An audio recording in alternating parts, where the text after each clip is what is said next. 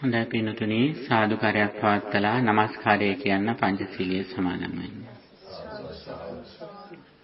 නමෝ තස්සේ භගවතු වරහතෝ සම්මා සම්බුද්දස්සේ නමෝ තස්සේ භගවතු වරහතෝ සම්මා සම්බුද්දස්සේ නමෝ තස්සේ භගවතු වරහතෝ සම්මා සම්බුද්දස්සේ බුද්ධං සරණං ගච්ඡාමි ධම්මං සරණං ගච්ඡාමි සංඝං සරණං ගච්ඡාමි ဒုတိယံ ති බුද්ධං සරණං ගච්ඡාමි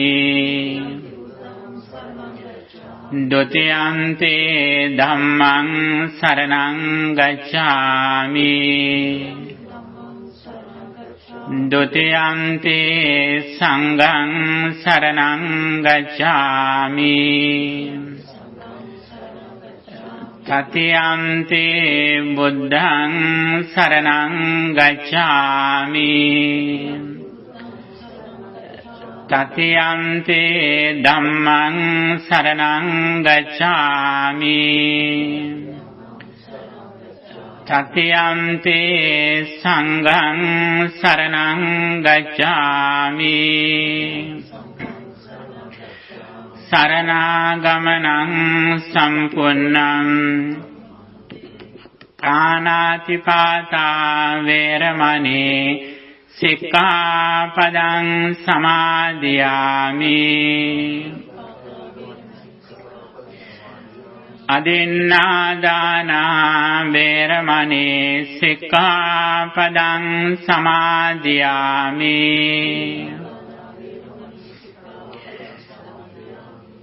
กาเมสุมิจฉาจาราเวรมณีสิกขาปดังสมาธิยามิ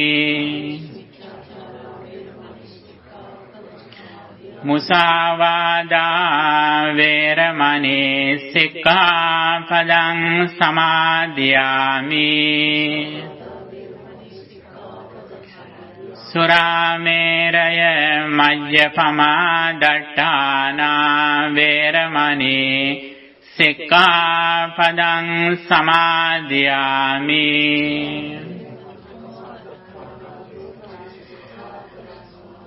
ติสรณเนนะสันติงปัญจศีลันธัมมังสาธุกังสุรักขิตังคัตถวาอัปปมาเดนะสัมปาเดเต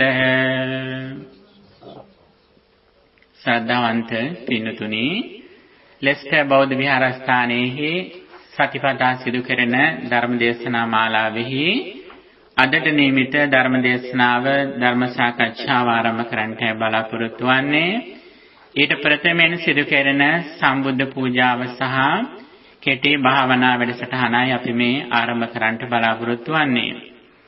පින්තුනි මා ශ්‍රද්ධාවෙන් සූදානම් කළ තියෙන මේ මල් පහන් සුවඳුන් ගිරන්පස් ආදීන් යොත් සියලු පූජා ද්‍රව්‍යයන් බුදුරජාණන් වහන්සේ උදෙසා අපි පූජා කරමු. සම්මා සම්බුදුරජාණන් වහන්සේ තුළ පැවති අරහං ආදී උතුම් සම්බුදු ගුණයට ධර්ම රත්නී උතුම් සදහම් ගුණයට ආර්ය මහා සංඝ රත්නයේ සුපටිපන්නතාදී ඒ උතුම් සංඝ ගුණ උදෙසා අපි මේ සියලු පූජාවන් පූජා කරමු. කිසියම් අවස්ථාවක අපි බුදු ගුණ සිහිපත් කරනවා නම් ඒක බුද්ධානුස්සති භාවනාවක්. ධර්ම රත්නයේ ගුණ සිහිපත් කිරීම ධම්මානුස්සති භාවනාව, සංඝයාගේ ගුණ සිහිපත් කිරීම සංඝ ගුණ භාවනාව සංඝානුස්සතිය. මේ හැමදේම සිදු කෙරෙන පින්තුනේ අපේ සිතේ පිරිසිදු බව ඇති කිරීම. සිතේ ස්වභාවය තමයි නිරතුරුව අතීත අරමුණු සිහිපත් කරමින් ඒ පිළිබඳව ඇලෙමින් ගැටෙමින් අවිද්‍යාසගතව සිටීමයි සාමාන්‍ය පෘථග්ජන සිතේ ස්වභාවය. ඉතින් ඒ සිතේ තියෙන ස්වභාවය අකුසලයෙන් මුදවලා ඊටාම පිරිසිදු කුසල චේතනාවක දිගටම යෙදවීම තමයි බෞද්ධ පින්කම් නාමයෙන් කරන කුසල් දහම් නාමයෙන් කරන හැම ක්‍රියාවකම පදනම. ඉතින් මේ අවස්ථාවේදී අපිත් කරන්නේ අන්නේ විදියට සිත පිරිසුදු කරන වැඩපිළිවෙලකුයි මේ කරන්නේ. සාම්ප්‍රදායික විදියට අපි බුද්ධ පූජාව පවත්වනවම නෙවෙයි. ඊටාම අවධානයෙන් සිහියෙන් නුවණින් අපේ හිත පවත්වාගෙන බුදු ගුණ, දහම් ගුණ, සංඝ ගුණ තුල අපේ සිත උපරිම ලෙස පවත්වා ගන්නටයි අප මේ උත්සාහ කරන්නේ. ඉතින් ඔබේ දෑතින් සෝදානම් කරපු මේ මල් පහන් ආදිය අපි සරණ ගිය අපේ ශාස්ත්‍රු වූ මේ මිහිමත පහළ වුණු උත්තම මනුෂ්‍ය රත්නය වෙනුවෙන් උන්වහන්සේගේ සාරාංශික කල්පලක්ෂයක කැපවීමේ ප්‍රතිඵලයක් හැටියට අනාවරණය කරපු ඒ උතුම් ශ්‍රී සද්ධර්ම වෙනුවෙන් උන්වහන්සේගේ දහමට පැමිණිය සරියුත් මුගලන් ආදී උතුම් ආර්ය මහා සංඝරත්නයේ ගුණ වෙනුවෙන් අප සෝදානම් කරපු මේ සීල පූජා ද්‍රව්‍යයන් පූජා කරමු. පූජා වේවා. එසේ පූජා කිරීමෙන් ජනිත වන්නා වූ පුණ්‍ය ධර්මයන් හේතුවෙන් අපටත් අප නමින් මියගේ ඥාතීන්ටත් දෙවියන් සහිත ලෝකයාටත් මේ පින පුණ්‍යානුමෝදනා පිණිස සුගතිගාමී වීම පිණිස නිර්වාණ අවබෝධය පිණිසම හේතු වේවා කියන පැතුමෙන් අපි මේ විදියට ගාථා කියලා වන්දනා කරමින් කවුරුත් එකට සම්බුද්ධ පූජාව පවත්වමු.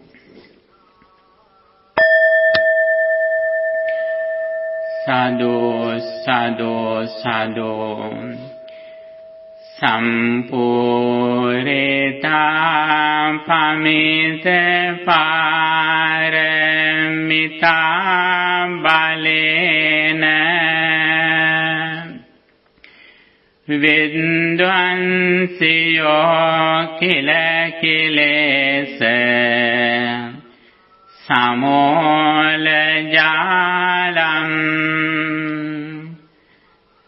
තේනේව ලන්ද අරහම් අරහෝති නාමං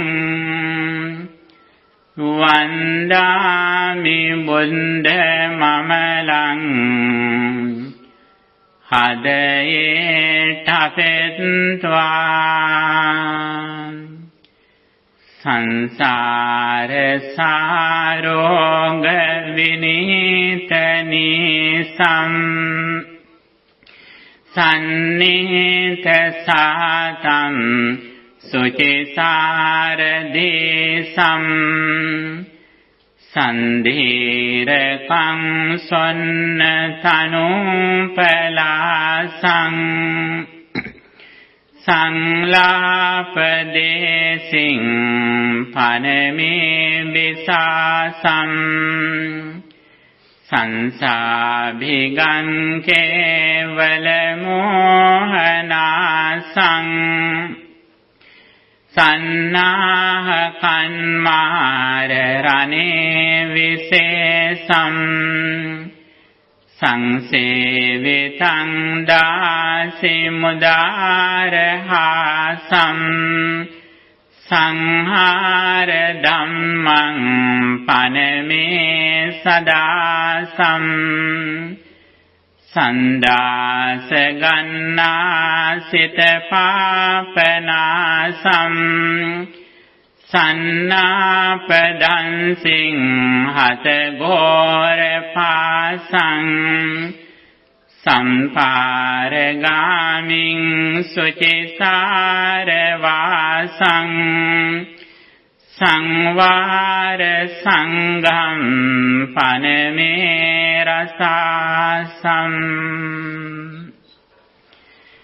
නමෝ තංස භගවතෝ අරහතෝ සම්මා සම්බුද්දස්ස නමෝ තංස භගවතෝ අරහතෝ සම්මා සම්බුද්දස්ස නමෝ තංස භගවතෝ අරහතෝ සම්බුද්දස්ස ඉතිපිසෝ භගවා අරහං සම්මා සම්බුද්ධෝ විඤ්ඤාචරණ සම්පන්නෝ සුගතෝ ලෝක අනුත්තරෝ පුරිස ධම්ම සාරති සන්තා දේව මනුස්සානං බුද්ධෝ භගවාති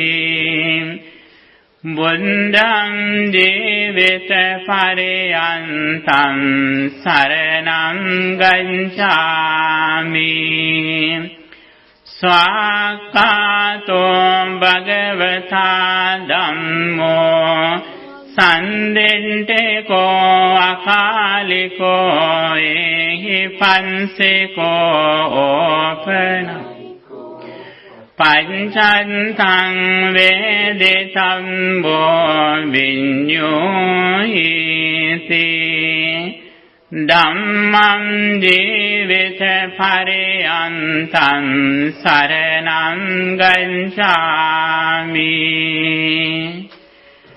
සුපටිපන්නෝ භගවතෝ ශාවක සංඝෝ උජුපටිපන්නෝ භගවතෝ ශාවක සංඝෝ ඥායපටිපන්නෝ භගවතෝ ශාවක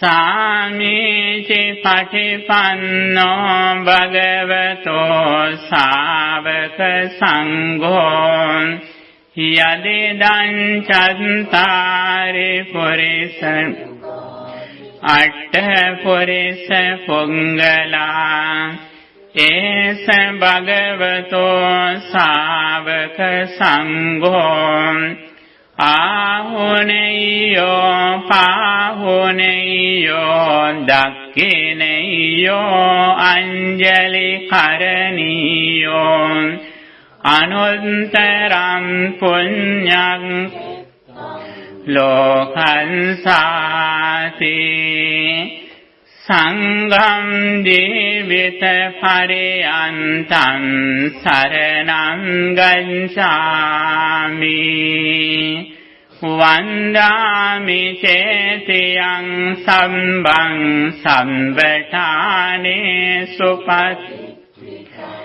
සාරේරික ධාතු මහා බෝධිං බුද්ධ රූපං සකලං සදා ඝනසාරම් පදින්තේන දීපේන සමදං තිලෝක දීපං සම්බුද්ධං පූජයාමි තමෝනුදං ගන්ධ සම්භාර යුන්තේන දෝපේනහං සුග පූජයේ පූජනීයන්තං පූජා භාජන මුන්තමන් වන්න ගන්ධ ගුණෝපේතං ඒතං කුසුම සන්තතිම් පූජයාමි මුනින්දං සිරිපාද සරෝරුහේ පූජේමි බුද්ධං කුසුමේන නේන පුඤ්ඤේන මේතේන ලබාමි මොක්ඛ පුප්පන් මිලායාති යතයි ධම්මේ කායෝ තතං විනාශ භාවං අදේවාසේ තුනෝ බන්තේ පානියම් පරිකම්පිතං අනුකම්පන්නුපාදා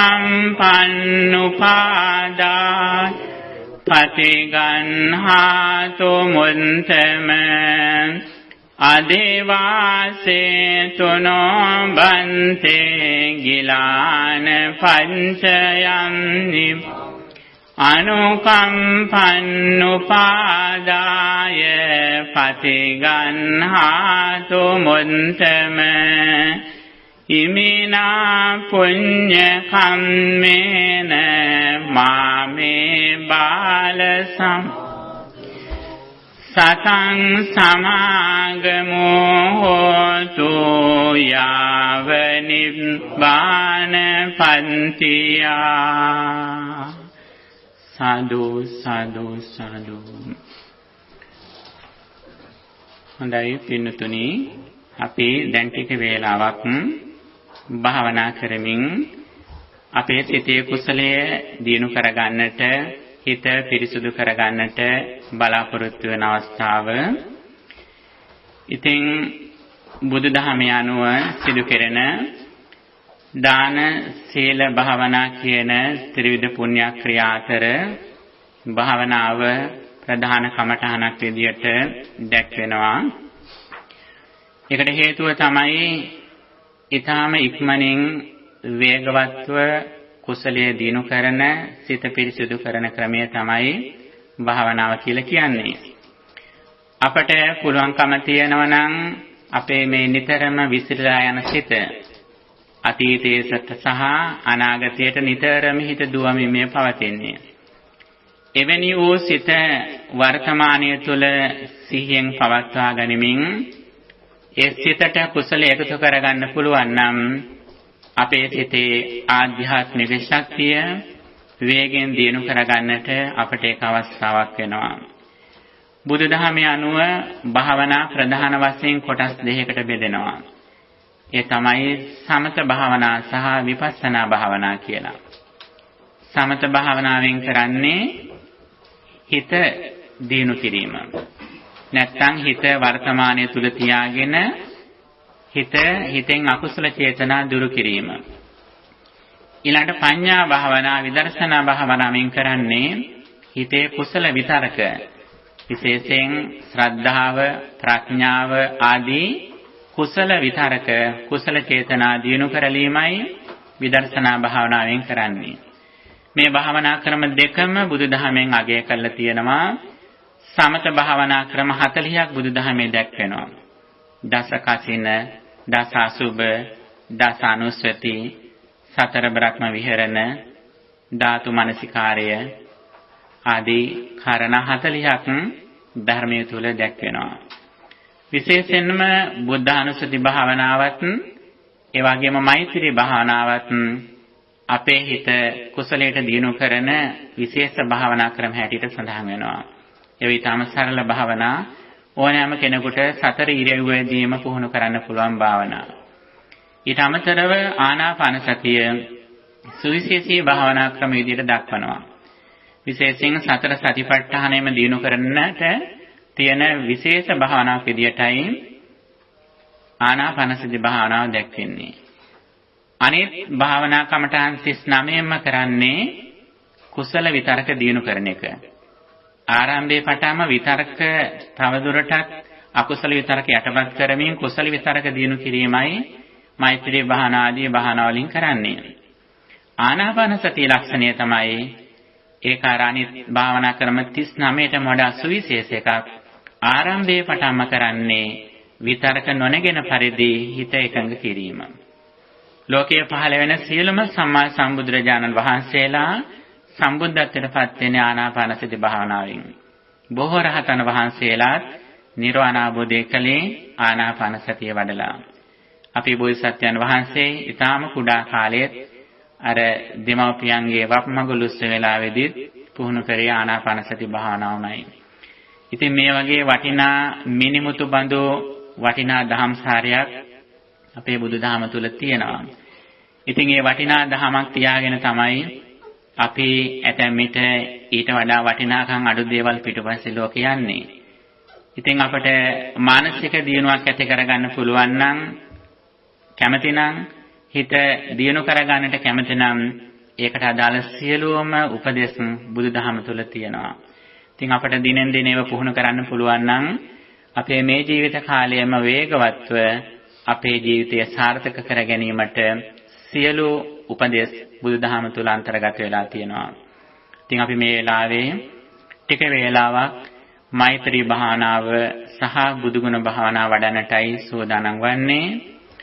බුදුරජාණන් වහන්සේ තුල පැවති අරහං ආදී සම්බුදු ගුණ සිහිපත් කරමින් ඒ සම්බුදු ගුණ හිතේ දිනු කිරීමෙන් ජනිත කරගන්නා වූ පුණ්‍ය ඵලයෙන් ලෝවැසී සියලු සත්වෝ සුවපත් වෙත්වා කියන ප්‍රාර්ථනාව ඇති කරලන්නටයි අප දැන් මේ බලාපොරොත්තු වෙන්නේ. හොඳයි පින්තුනි, සඳහා සෝදානම් වෙන්න. Now we are going to practice meditation. Especially here we are going to practice Buddhanussati Bhavana, recollection of the qualities of the Buddha. At the same time, we practice loving kindness. First, we think Buddha's noble qualities, generating positive thoughts, reflecting on the qualities of the Buddha. We spread loving kindness to everyone in this universe. Okay? භාවනාවට සුදුසු විදියට සැහැල්ලුවෙන් වාඩි වෙන්නට.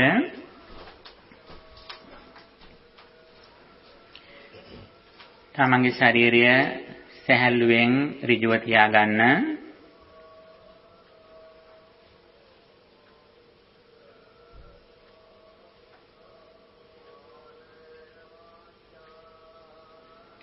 තමන්ගේ ඇස් දෙක අඩවන් කරගෙන වම් අත උඩින් දකුණු අත තියාගෙන අපි දැන් ටික වේලාවක් බුදුගුණ සිහිපත් කරනවා. අපේ ශාස්ත්‍රෝ සම්මා සම්බුදුරජාණන් වහන්සේ තුල පැවති අරහං සම්බුද්ධාදී ඒ උතුම් බුදුගුණයි අපි මේ සිහිපත් කරන්නේ. ඒ උතුම් බුදුගුණවල අනුහසින් සියලු සත්වෝ සුවපත් වෙත්වා කියලා අපි ප්‍රාර්ථනා කරනවා. බුදුරජාණන් වහන්සේ කියලා කියන්නේ මහා කරුණාවෙන්, ප්‍රඥාවෙන් සහ අනිත් සියලුම ගුණ ධම් වලින් තමන් වහන්සේගේ සිත ඉහළටම දියුණු කරපු උත්තමයන් වහන්සේ. මේ මිහිමත පාගමනින් වැඩම කළ උත්තම මනුෂ්‍ය රත්නය, කාම රූප අරූප කියන තුන් ලෝකයේ ජයගත්, තුන් ලෝකයටම සාස්ත්‍රවරය වෙච්ච උත්තම ආශ්චර්යමත් මනුෂ්‍ය රත්නය. උන්වහන්සේගේ පාදස්පර්ශයෙන් පිරිසුදු වෙච්ච හැම වැලි කැටයක්ම පාරිශුද්ධත්වයට පත් වුණා. උන්වහන්සේගේ නෙතට ලක්ුණු හැම දෙනාම ජීවිත වාසනාවන්ත කරගත්තා. මේ උත්තම වූ සම්මා සම්බුදුරජාණන් වහන්සේ ගැන මම දැන් සිහි කරන අවස්ථාව. ඔබ දැකපු ඊටාම ලස්සන ප්‍රසන්න බුද්ධ ප්‍රතිමාවක් හෝ බුද්ධ පින්තූරයක් Taman ඉදිරියේ තියෙනවා කියලා හිතන්න. ජීවමාන බුදුරජාණන් වහන්සේ Taman ඉදිරිපිට සම්බුද්ධත්වයට පත් වෙච්ච මොහොතේම වැඩ සිටිනවා කියන හැඟීම ඇති කරගන්න.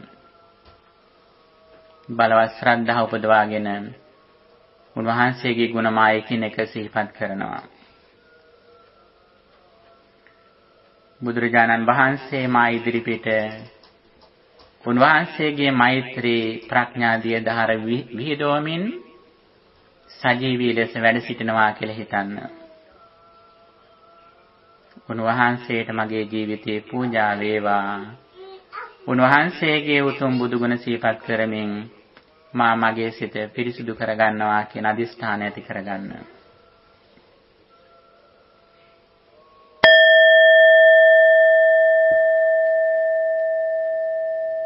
භගවතු අරහං බුද්ධ ගුණ තේජේන සම්මේ සන්තා භවන්තු සුඛේ සන්තා.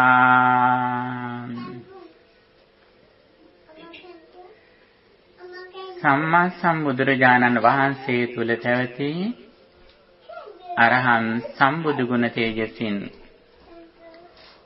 ලෝවැසී සියලු සත්වෝ සුවපත් වෙත්වා.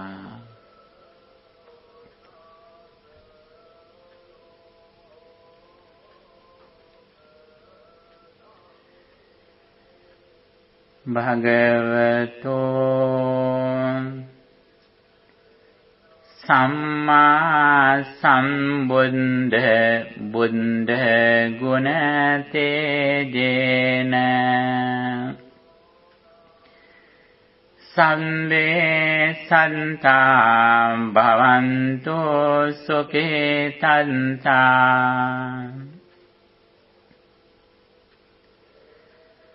සම්මා සම්බුදුරජාණන් වහන්සේ තුල පැවති සම්මා සම්බුද්ධ බුදු ගුණ තේජසින් ලෝවැසී සියලු සත්වෝ සුවපත් වෙත්වා.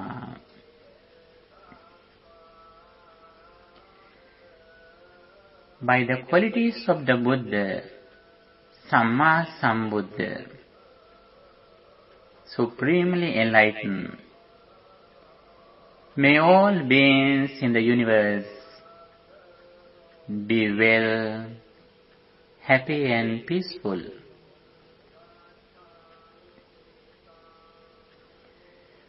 Bhagavato Vidyacharana Sampanna Buddha Guna Tejena Sambe Santa Bhavantu Sukhe Tanta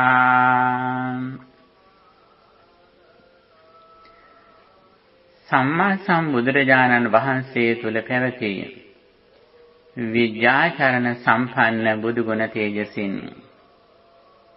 ලෝවැසී සියලු සත්වෝ සුවපත් වෙත්වා.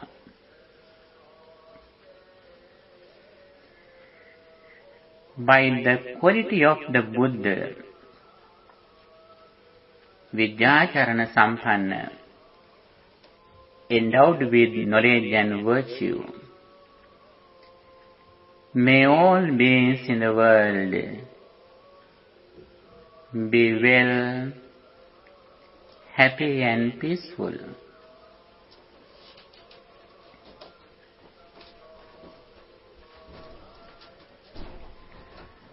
Bhagavato Sugata Buddha Guna Tejena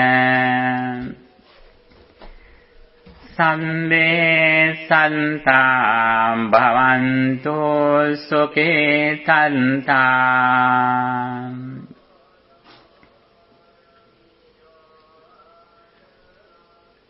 සම්මා සම්බුදුරජාණන් වහන්සේ තුල පැවති සුගත සම්බුදු ගුණ තේජසින් ලෝවැසී සියලු සත්වෝ සුවපත් වෙත්වා.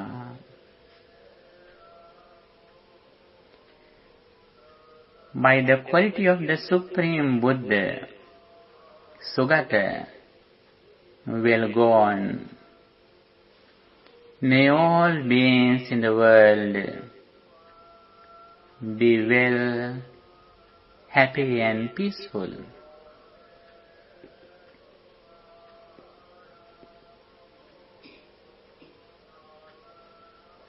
Bhagavato Lokavidu Buddha Guna Tejena Sambe Santa Bhavantu Sukhe Tanta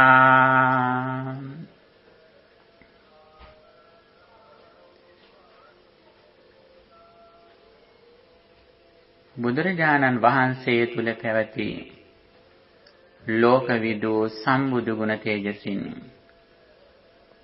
ලෝවැසී සියලු සත්වෝ සුවපත් වෙත්වා. By the quality of the Supreme Buddha, Lokavidu, nor of the world, may all beings in the world be well, happy and peaceful.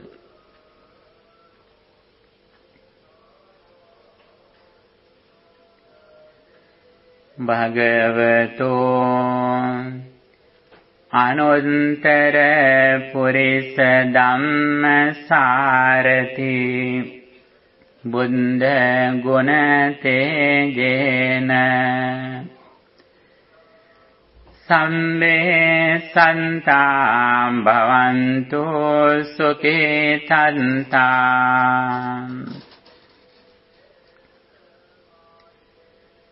සම්මා සම්බුදුරජාණන් වහන්සේ තුල පැවති අනුත්තර පුරිස ධම්ම සාරතී සම්බුදු ගුණ තේජසින්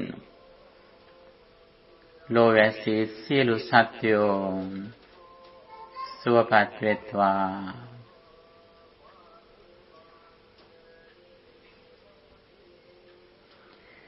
By the quality of the Supreme Buddha, Anuttara Purisa Dhamma Sarati, incomparable trainer of persons to be tamed, may all beings be well, happy and peaceful.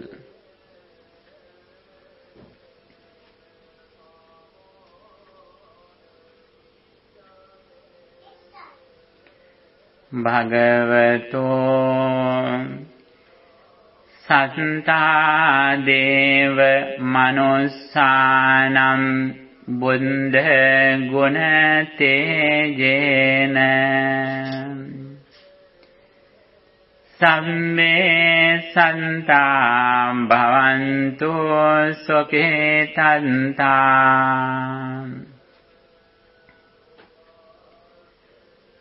සම්මා සම්බුදුරජාණන් වහන්සේ තුල පැවති සත්තා දේව මනුස්සානං බුදුගුණ තේජසින්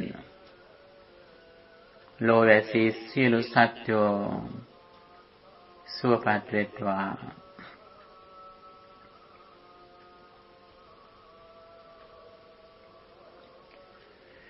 By the power of the quality of the Supreme Buddha, Sattha Deva Manussanam, the supreme teacher of gods and men, may all beings in the world be well, happy and peaceful.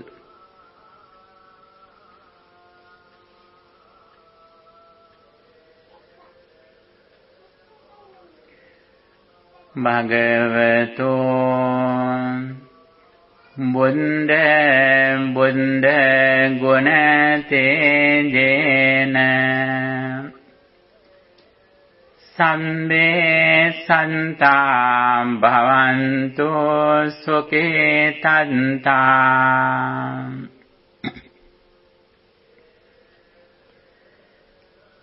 සම්මා සම්බුදුරජාණන් වහන්සේ තුල පැවති බුද්ධ බුදුගුණ තේජසින් ලෝවැසී සියලු සත්වෝ සුවපත් වෙත්වා. By the power of the quality of the Supreme Buddha, Buddha enlightened, may all beings in the world be well, happy and peaceful.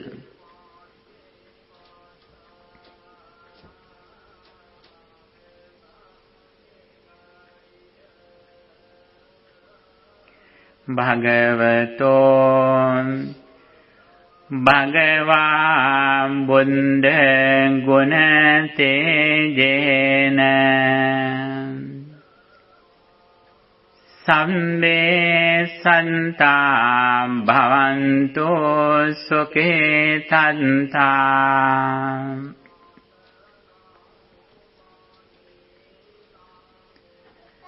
සම්මා සම්බුදුරජාණන් වහන්සේ තුල පැවති භගවා බුදුගුණ තේජසින් ලෝවැසී සියලු සත්වෝ සුවපත් වෙත්වා. By the power of the quality of the Supreme Buddha, Bhagava, exalted, may all beings in the world be well, happy and peaceful.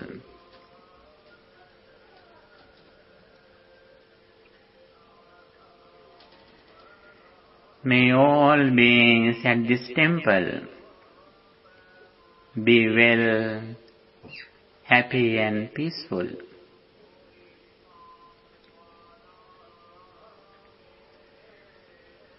May all beings in this city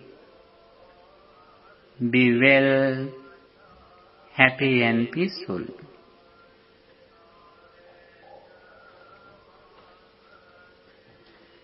May all beings in this shire be well, happy and peaceful.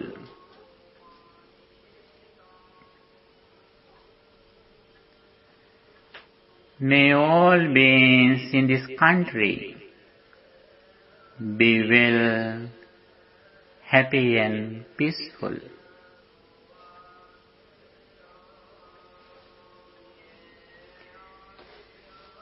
May all beings in this continent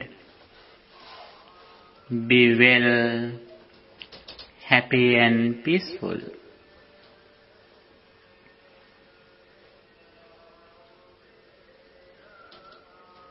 May all beings in this planet, the earth, be well, happy and peaceful.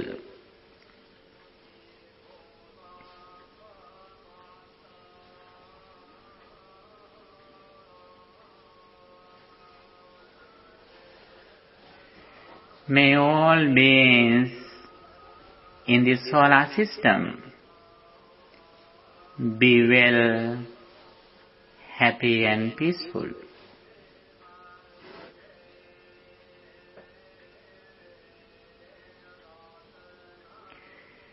May all beings in this galaxy, the Milky Way, be well, happy and peaceful.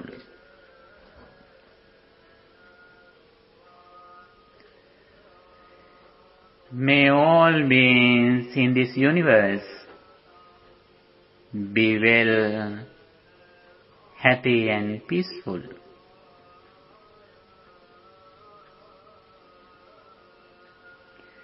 May all beings in this entire world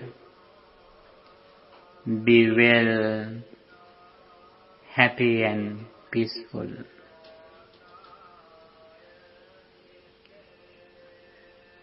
May all beings be well, happy, healthy and peaceful. May all beings attain final bliss of liberation, the everlasting happiness, Nibbana.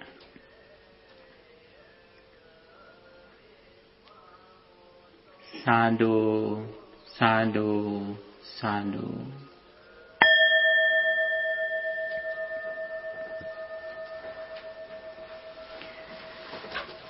Samanta cakkavalesu atra gaccantu devatam saddhammang munirajassa sunantu sagga mokkadam dhammasavana kalo ayam badantam Dhammasavana kalo ayam badanta Dhammasavana kalo ayam badanta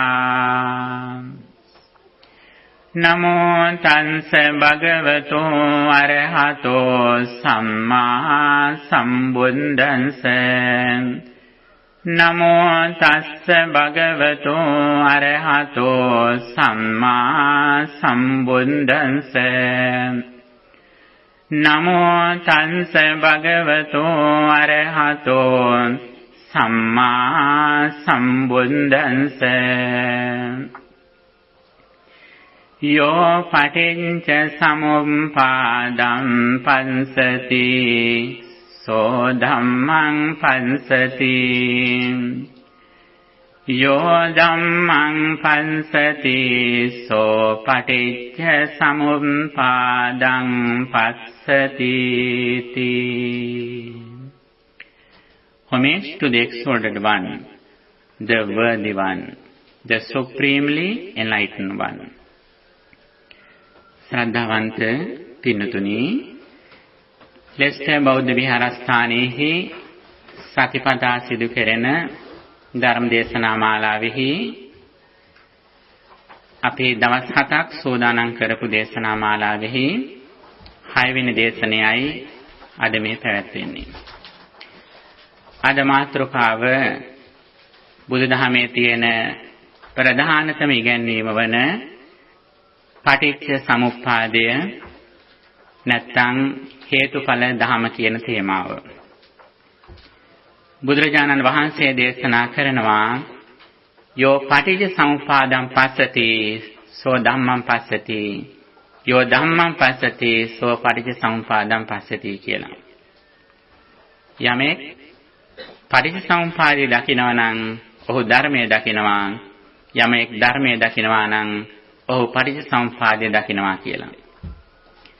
තවත් තැනක බුදුහාමුදුරු දේශනා කරනවා යෝ ධම්මං පස්සති සෝ මං පස්සති යෝ මං පස්සති සෝ ධම්මං පස්සති කියලා. යමෙක් ධර්මයේ දකිනවා නම් ඔහු මා දකිනවා. ඒ කියන්නේ බුදුහාමුදුරන්ව දකිනවා. යමෙක් බුදුහාඳුර දකිනවා නම් ඔහු ධර්මයේ දකිනවා කියලා. දැන් මේ දේශනාවෙන් ඊටාම පැහැදිලි. පටිච්චසමුප්පාදය දැන ගැනීම ධර්මයේ දැන ගැනීමයි. ධර්මයේ දැන ගැනීම බුදුරජාණන් වහන්සේ දැන ගැනීමයි. ඒකෙන් තව තේරුමකුත් කියවෙනවා. හොඳ අවධානයෙන් ඉන්න මේ කියන කාරණා පිළිබඳව. බුදුහාමුදුරුවෝ දකින ක්‍රමය තමයි පටිච්චසමුපාදය දැකීම. යම්කිසි කෙනෙක් නිසි ලෙස පටිච්චසමුපාදය අසා දැන නොගත්තොත් ඔහු බුදුහාමුදුරුවන්ව හඳුනන්නේ නැහැ. බුදුහාමුදුරුවන්ව හඳුනන්නේ නැහැ කියලා කියන්නේ ඇත්තටම ඔහු මේ සම්බුද්ධ ශාසනයක් හඳුනන්නේ නැහැ. බුදුහාමුදුරුවෝ කෙනෙක් පහළ වුණාද කියලාවත් දන්නේ නැහැ. ඔහු ජීවිත කාලයේ මහා හඳුරන්න දානි දුන්න වෙන්න පුළුවන්. ඇතැම් විට දායක සමිතියෙත් නිලයක් එහෙම දරලා හිටිය වෙන්නත් පුළුවන්. හැබැයි ඔහු මිය යන්නේ අබුද්ධෝත්පාද කාලයක. මේක සුළුපටු කාරණයක් නෙවෙයි. මේක බරපතල කාරණයක්. අන්නේ නිසා පින්නතුනි හැකිතාක් දුරට පටිච්චසමුපාදය කියන්නේ මොකක්ද කියන එක තේරුම් ගන්නට දැඩි උත්සාහයක් දරන්නට ඕන. අපි මේ ලෝකයේ මෙබඳු කාලයක ඉපදුනේ පින්නතුනි මේ තරම් පහසුකම් ටිකක් ලබාගෙන හොඳ බුද්ධියක් ඇතුව වාසනාවන්ත මනුෂ්‍යාත්ම භාවයක් ලැබලා බුද්ධෝත්පාද කාලයක අපි ඉපදුනේ ඇයි? ඒ ඉපදීමේ ප්‍රධානතම අරමුණ තමයි මේ ධර්මය අසා දැන ගැනීම. ධර්මයේ හැසිරීම. අපි ඒ දේ හැර අනිත් මොනවා කළාද? ලෝකෙහි ඉහළම රටක රාජ්‍ය නායකයෙ වුණත් විතරක් නෙවෙයි මුළු ලෝකෙම නායකයෙ වුණත් අපි ජීවිතේ නියම ප්‍රයෝජන ගන්න වෙන්නේ නැහැ. අන්නේ නිසා අපට ලොකු වගකීමක් තියෙනවා. බුදුරජාණන් වහන්සේ කෙනෙක් ලෝකෙට පහළ වෙලා මුළු කල්පයක් තුළ දේශනා කරන අසිරිමත් නැවුම් පණිවිඩය වන පටිච්චසමුප්පාදය මොකක්ද කියලා තේරුම් ගන්න එක. බුදුරජාණන් වහන්සේ ඊටාම පැහැදිලිව දේශනා කරනවා අනාථපිණ්ඩික සිටුතුමාට එක්තරවරක්. යම්කිසි කෙනෙක් මේ ආර්ය න්‍යාය පටිච්චසමුප්පාදය හේතුඵල ධර්මය තේරුම් ගත්තනම් ඒ තේරුම් ගත්තු තැනැත්තාගේ බිය සහ වෛරය කියන දෙක නැති වෙලා යනවා. ඒ පුද්ගලයාගේ හිතෙත් නැති වෙනවා. ඒ පුද්ගලයා නිසා සමාජයට ඉටු වෙන්නට සමාජයට යන්න තියෙන බිය වෛර දෙක නැති වෙනවා කියලා.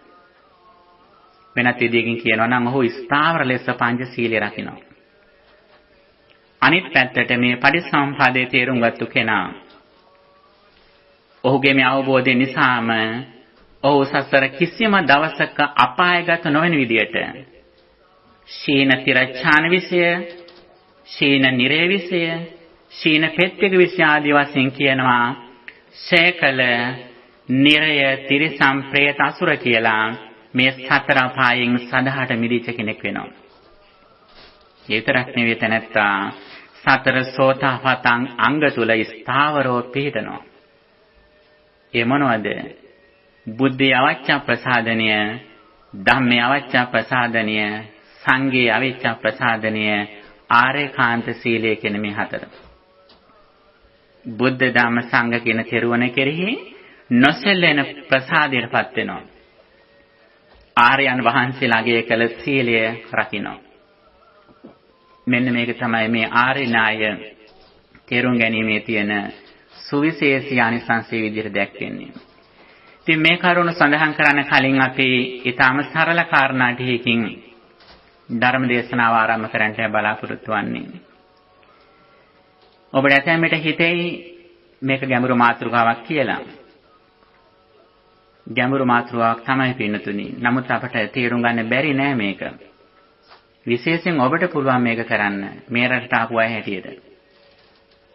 තමන් උපන් ශ්‍රී ලංකාවේ ඉඳලා බොහෝ දුර ගමනක් ඇවිල්ලා අධ්‍යාපනයෙන් හුවා ඉහළට ගිහිල්ලා අනිත් අය පසු කළ ඔබ දුර ගමනක් මේ ආවේ.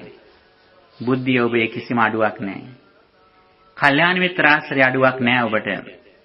ඔබට තියෙන්නේ හොඳ අවධානයෙන් මේ ධර්මයේ ශ්‍රවණය කරලා තමන්ගේ දැඩි ශක්තියෙන් මේක තේරුම් ගන්න අවංක උත්සාහයක් විතරයි ඔබට තියෙන්නේ. මේ ධර්මයේ කරා යන මාවතේදී බුදුරජාණන් වහන්සේගේ දේශනාවල එක්තරා අනුපිළිවෙලක් තියෙනවා. බුදුහාමුදුරෝ දේශනා කරනවා න ආදිකේනේවා අඤ්ඤාරාධනං වදාමි කියලා. මම ආරම්භයේදීම ගැඹුරු ප්‍රඥාව දේශනා කරන්නේ නැහැ කියලා. බුදුදහම හරියට මහා සාගරය වගේ. සාගරයේ වෙරළේ පටන් ටිකෙන් ටික ගැඹුරට යන්නේ. ඒ වගේ මේ තථාගත ශ්‍රී සද්ධර්මයත් ටිකෙන් ටික ගැඹුරට යන්නේ. ඕනෑම කෙනෙකුට තමන්ගේ බුද්ධි මට්ටමේ ප්‍රමාණයට යම්කිසි දුරක් යන්නට පුළුවන්. මොහොතට වුණත් එහෙමයි. ඇවිදින්න පුළුවන් කුඩා දරුවෙකුට උනත් වෙරළේ ඉඳලා යම්කිසි දුරකට ය아가න්න පුළුවන්. ඒ තැනත්තා උස් වෙන්න පිහිනන්න පුළුවන් වෙන්න තව දුරටත් ඔහුට පාරට යන්න පුළුවන්. බුදුදහමත් අන්නේ වගේ. බුදුහාඳුරන්ගේ දේශනාවේ එක්තරා අනුපිළිවෙලකට යන්නේ. දාන කතා, සීල කතා, සග්ග කතා, කාමානං ආදීනවං, ඕකාරං සංකිලේසං, නෙක්ඛම්මේ චානිසංසං මේ ආදි වශයෙන් අනුපිළිවෙලක් යනවා. දානය පිළිබඳව කතා, සීලය පිළිබඳව කතා, ස්වර්ගය පිළිබඳව කතා, නෙක්ඛම්මේ ආනිසංස මේ වගේ ටිකෙන් ටික තමයි ගැඹුරට ධර්මය යන්නේ. මෙන්න මේ මාවතේදී බුදුරජාණන් වහන්සේගේ පළවෙනි උත්සාහය වුණේ මේ ලෝකවැසි සත්‍යයන්ට සුගතිගාමී මාර්ගය පෙන්වන්න. ඇයි එහෙම කරන්න හේතුනේ? බුදුරජාණන් වහන්සේ සම්බුද්ධත්වයට පත් වෙච්ච මොහොතේම උන්වහන්සේට විශේෂ ඥානයක් ලැබුණා. ඒවට අපි කියන්නේ සයිකික් එනර්ජිස් කියලා, අභිඥා. ඒ වගේ එකක් තමයි චතුූපපාත ඥානය කියන එක.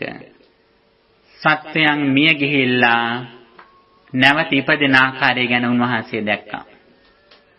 ලෝකය ගැන උන්වහන්සේ තමන්ගේ මනස විහිදවල බැලුවා. බලනකොට බුදුරජාණන් වහන්සේට මේ ලෝක සත්‍යයන් ගැන පුදුම විදිය අනුකම්පාවක් ඇති වුණා. ඇයි අනුකම්පාවක් ඇති වුණේ?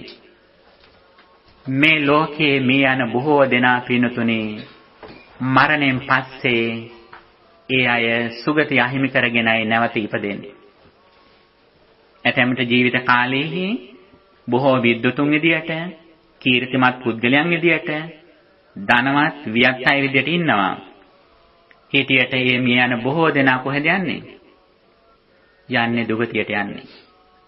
මෙන්න මේ අවබෝධය නිසාම තමයි බුදුහාමුදුරෝ දැඩි කරුණාවකින් දවසට පැය 2ක් වැනි කාලයක් විවේකගෙන අනිත් මුළු කාලයම මේ ලෝක සත්‍යයට විශේෂයෙන් සුගතිගාමී මාර්ගයේ පෙන්වලා දෙන්නට උත්සාහ කළේ. බුදුරජාණන් වහන්සේගේ මේ මඟ අනුගමනය කරපු රහතන් වහන්සේලා සරියුත් හාමුදුරුවෝ, මොගලන් හාමුදුරුවෝ, මහා කාශ්‍යප හාමුදුරුවෝ වැනි ඒ උතුම් ස්වාමීන් වහන්සේලාත් ඒ විදිහටමයි කටයුතු කළේ. එයින් පස්සේ අනිත් ස්වාමීන් වහන්සේලා වසර 2600කට අධික කාලයක් මේ ධර්මය රැකගෙන උන්වහන්සේලාත් පිළිපදිමින් පරපුරෙන් පරපුරට ඊටාම අහිංසක ගමනක් මේ ආවේ. ලෝකේ තියෙන ආගම් අතරින් ආගම නාමයෙන් කිසිදු දාක ලේ බිඳක් නොසෙල්ලපෝ ආගමික පිරිසක් විදිහට තමයි බෞද්ධයන් ලෝකේ කීර්තියටපත් වෙලා තියෙන්නේ. ඒ නිසාම තමයි දිනෙන් දින බෞද්ධ ප්‍රමාණය ලෝකේ වැඩි වෙන්නේ. අපිට කොයිතරම් අසාධාරණයක් වුණත් අපි කවදාවත් එකට එක කරන අය නෙවෙයි. අපි සසර ගමනක් විශ්වාස කරන අය. අපි පරලොවක් විශ්වාස කරන අය. සුගතියක් ප්‍රාර්ථනා කරන අය අපි. මනුෂ්‍යයන්ට විතරක් නෙවෙයි, තිරිසංගත සතුන්ට, ගහට කොළට හැම දෙයකම අපි මෛත්‍රී දක්වන පිරිසක් තමයි බුදුහාඳුරන්ගේ ශ්‍රාවකයන් කියලා කියන්නේ. මෙන්න මෙවැනි මාවතක් තුළ මුලින්ම අපේ ජීවිතය ඇති කරගන්න ඕනි ස්ථාවරත්වය තමයි අපි කිසිම දවසක දුගතිගාමී වෙන්නේ නැහැ කියන බලවත් විශ්වාසයක්, කුසලයක් තමන්ගේ සිතේ තුල තියෙන්නට ඕන. තමන්ට විතරක් නෙවෙයි. ඔබ ඊටාම ළඟින් ආශ්‍රය කරන ඔබේ අම්මා තාත්තා වෙන්න පුළුවන්, දරුවන්, සහෝදර සහෝදරියන්, ස්වාමි භාර්යාවන්. මේ හැමදෙනාම ඒ මට්ටමට ඔබ කොහොම හරි පත් කරන්නට ඕන. ඔබේ ජීවිත කාලේ ඔබට හමු වෙච්ච මේ වන විට මිය ගිහිපු බොහෝ දෙනෙක් මේ වන විටත් ඇතැම් විට පහළ තැන්වල දුගතිගාමී තැන්වල දුක් විඳිනවා ඇති. ඉදිරියේදී ඔබෙන් සමුගන්න ඔබේ ළඟම ඥාතීන්ට ඒ ඉරණම අත් නොවන විදියට ඔබ දැන්ම කටයුතු කරන්නට ඕන. මරණයට පස්සේ දානයක් දෙන්න සල්ලි ටිකක් ඉතුරු කරන් හිටියට විතරක් වැඩක් නැහැ. මරණයෙන් පස්සේ අවසන් කටයුතු නොකරත් කමන්නේ. දානයක් නොදුන්නත් කමන්නේ. එයාලා ඉන්න කාලේ හැකිතාක් දුරට සුගතිගාමි වෙන්නට උපරිම ඒ අයට උදව් කරන්නට ඕන. ඇත්තටම අපි කරුණාවන්ත නම් ඒක තමයි කරන්නට ඕන. ඒ සඳහා ප්‍රධාන වශයෙන්ම හේතු වන දේ තමයි කම්මස්සකතා සම්මාදිටිය තුල ඉඳගෙන කර්මයේ පිළිබඳව විශ්වාසය තුල ඉඳගෙන හැකිතාක් දුරට දාන, සීල, භාවනා කියන මේ ත්‍රිවිධ පුණ්‍ය ක්‍රියා කරන්න. හැකිතාක් පරිත්‍යාගශීලී වෙන්න. ආමු වශයෙන් ඔබ ගෙදරදී කෑම ටික කන වාජනයේ පිඟාන හොදලා ඒ දාන ඉඳුල් ටික සින්කයකට දැම්මත් කමන්නේ. ඒ ඉඳුල් ටික සතෙකුට ආහාරයක් වේවා කියන මෛත්‍රියෙන් එක කරන්න. දිනපතාම පැන් වීදුරුවක් හරි තමන්ගේ ගෙදර ඉන්න දරුවන් හැම දෙනාට මත ගස්සලා බුදුරජාණන් වහන්සේ වෙනුවෙන් පූජා කරන්න. කාලයක් යනකොට ඒක ඊටාම ප්‍රබල කුසලයක් බවට පත් වෙනවා. බුදුහාමුදුරෝ දේශනා කරනවා උද බින්දු නිපාතේන ජල බින්දු නිපාතේන උදුකුම්බෝපි පූරති දිහිරෝ පුඤ්ඤස්ස තෝක තෝකම්පි ආචිනං කියලා. කිස් කලයකට වතුර බින්දුව දාලා කාලයකදී ඒ කලය පුරවන්නා වගේ නොනැති කෙනා ටිකින් ටික නමුත් පින්කම් කරලා කාලයකදී මහා පුණ්‍යවන්තයෙක් බවට පත් වෙනවා කියලා. මෙතනින් ආරම්භ කරන මේ කුසල් වැට ඊට පස්සේ අපට නිත්‍ය සීලයේ විදිහට පංච සීල රකින්න පුළුවන්. Tamanට අද දවසේ එක සිල්පදයක් වෙන්න පුළුවන් රකින්න. ඒක රකින්න හොඳට අවබෝධයෙන්. ඊළඟ දවසේ දෙකක් වෙන්න පුළුවන්. එහෙමම ටිකෙන් ටික ගිහිල්ලා මේ පහම ස්ථාවර ලෙස පිළිටන විදිහට තමන්ගේ කටයුතු කළමනාකරණය කරගන්න. මාසයකට දවසක් පන්සලට එන්න බැරි වුණත් ගෙදර ඉඳගෙන හරි අටසිල් සමාදන් වෙලා ඒ සීලය එක දවසක් හරි ආරක්ෂා කරන්න. මෙහෙම වෙන්න තමන්ගේ සුගතිය ස්ථාවර වෙනවා. අනිත් පැත්තෙන් දිනකට විනාඩි 2ක් හරි පුළුවන් නම් විනාඩි 5ක් සියලු සත්වෝ සුවපත් වෙත්වා කියලා මෛත්‍රී භාවනාව වඩන්න. අරහං සම්මා සම්බුද්ධෝ විද්‍යාචරණ සම්පන්නෝ කියන මේ බුදුගුණ නමය මුලින්දන් අගටත් අගින්දන් මුලටත් විනාඩි 2ක් වඩන්න ගෙදරදී. පින්නතුනි මේ කරන කටයුත්තම මේ දන් දීම, පංචශීලයේ, මෛත්‍රී භාවනාව මේ ටිකම ඔබ අඩමු වශයෙන් අඛණ්ඩව මාස 6ක් කරත් ඔබේ ජීවිතේ විශාල පරිවර්තනයක් වෙනවා. හැබැයි ඒක දිගටම කරන්නට ඕන. එක දවසක් කරනවා ආයි සතියක් කරන්න එහෙම නෙවෙයි. එක දිගටම දෙයක් කරනකොට තමයි ඒ කුසලයේ ශක්තිමත් වෙන්නේ. එහෙම වෙන්න තමන්ගේ ජීවිතේ ලොකු වෙනසක් වෙනවා. මේ කුසල වල අනිසංස තමන්ට දිට්ඨ ධම්ම වේදිනේ වශයෙන්ම පේන ගන්නවා. බුදුහාඳුර කෙරෙහි ලොකු ගෞරවයක් හට ගන්නවා. ධර්මය ගැන, ස්වාමීන් වහන්සේලා ගැන ගෞරවයක්, විශ්වාසයක් හටගන්නවා. ඒ විශ්වාසය නිසාම ඔබට දවසකට වැඩිපුර මතක් වෙන්නේ කවුරු ගැනද?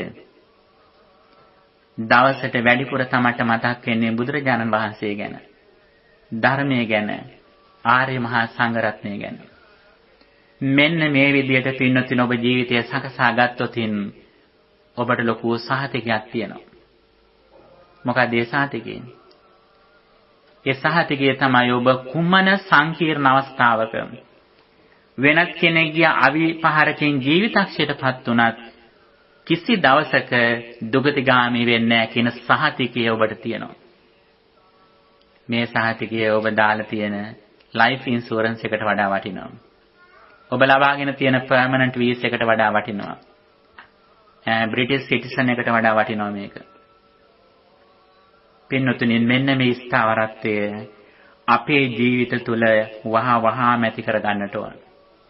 මේ රැකවරණය තමයි සම්මා සම්බුද්ධ ශාසනයකින් අපට ප්‍රධාන වශයෙන් ලැබෙන්නේ. මේක අපට හැම දිනාටම කරන්න පුළුවන්. එතකොට මේ අපි කතා කරේ සුගතිගාමී වීමේ මාර්ගය. සුගතිගාමී වීමේ මාර්ගය බුදුදහම තුළ විතරක් නෙවෙයි, වෙනත් ආගම්වලත් විස්තර කරනවා. බොහෝ දෙනෙක් දන්නේ මෙන්න මේ සුගතිගාමී වීම විතරයි බුදුදහමේ තියෙන කරුණ වලින්. මේක පින්නතුනි බුදුදහමේ පළවෙනි පියවර විතරයි. සම්මුති සත්‍ය තුල පිහිටලා ලෝකයේ තුල සංසාර චක්‍රයේම සාර්ථක වෙන ක්‍රමයයි මේ තියෙන්නේ. මේක බුදුදහම විතරක් නෙවෙයි, වෙනත් ආගම්වලත් කියනවා. බොහෝ දෙනෙක් බෞද්ධ නාමයෙන් ඉන්න අයත් හිතන් ඉන්නේ බුදුදහමේ කියන්නේ මේ ටික විතරයි කියලා.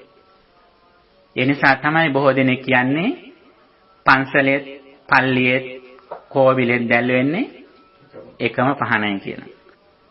සම්මුති සත්‍ය තුලදී කම්මස්සකතා සම්මාදිටිය තුල ඉඳගෙන ස්වර්ගගාමී මාර්ගයේදී සමාන තමයි. නමුත් ඊට වඩා ගැඹුරු කාරණේකුත් බුදුදහමේ විස්තර කරනවා. එතෙන්දී බුදුදහමේන පහන වෙනස්. අන්න ඒ පහන ගැන තමයි අද අපි විශේෂයෙන් මේ කතා කරන්නේ. මෙතනින්නම් අපි යන්නේ මෝක්ෂ මාර්ගය, විමුක්ති මාර්ගය ගැන.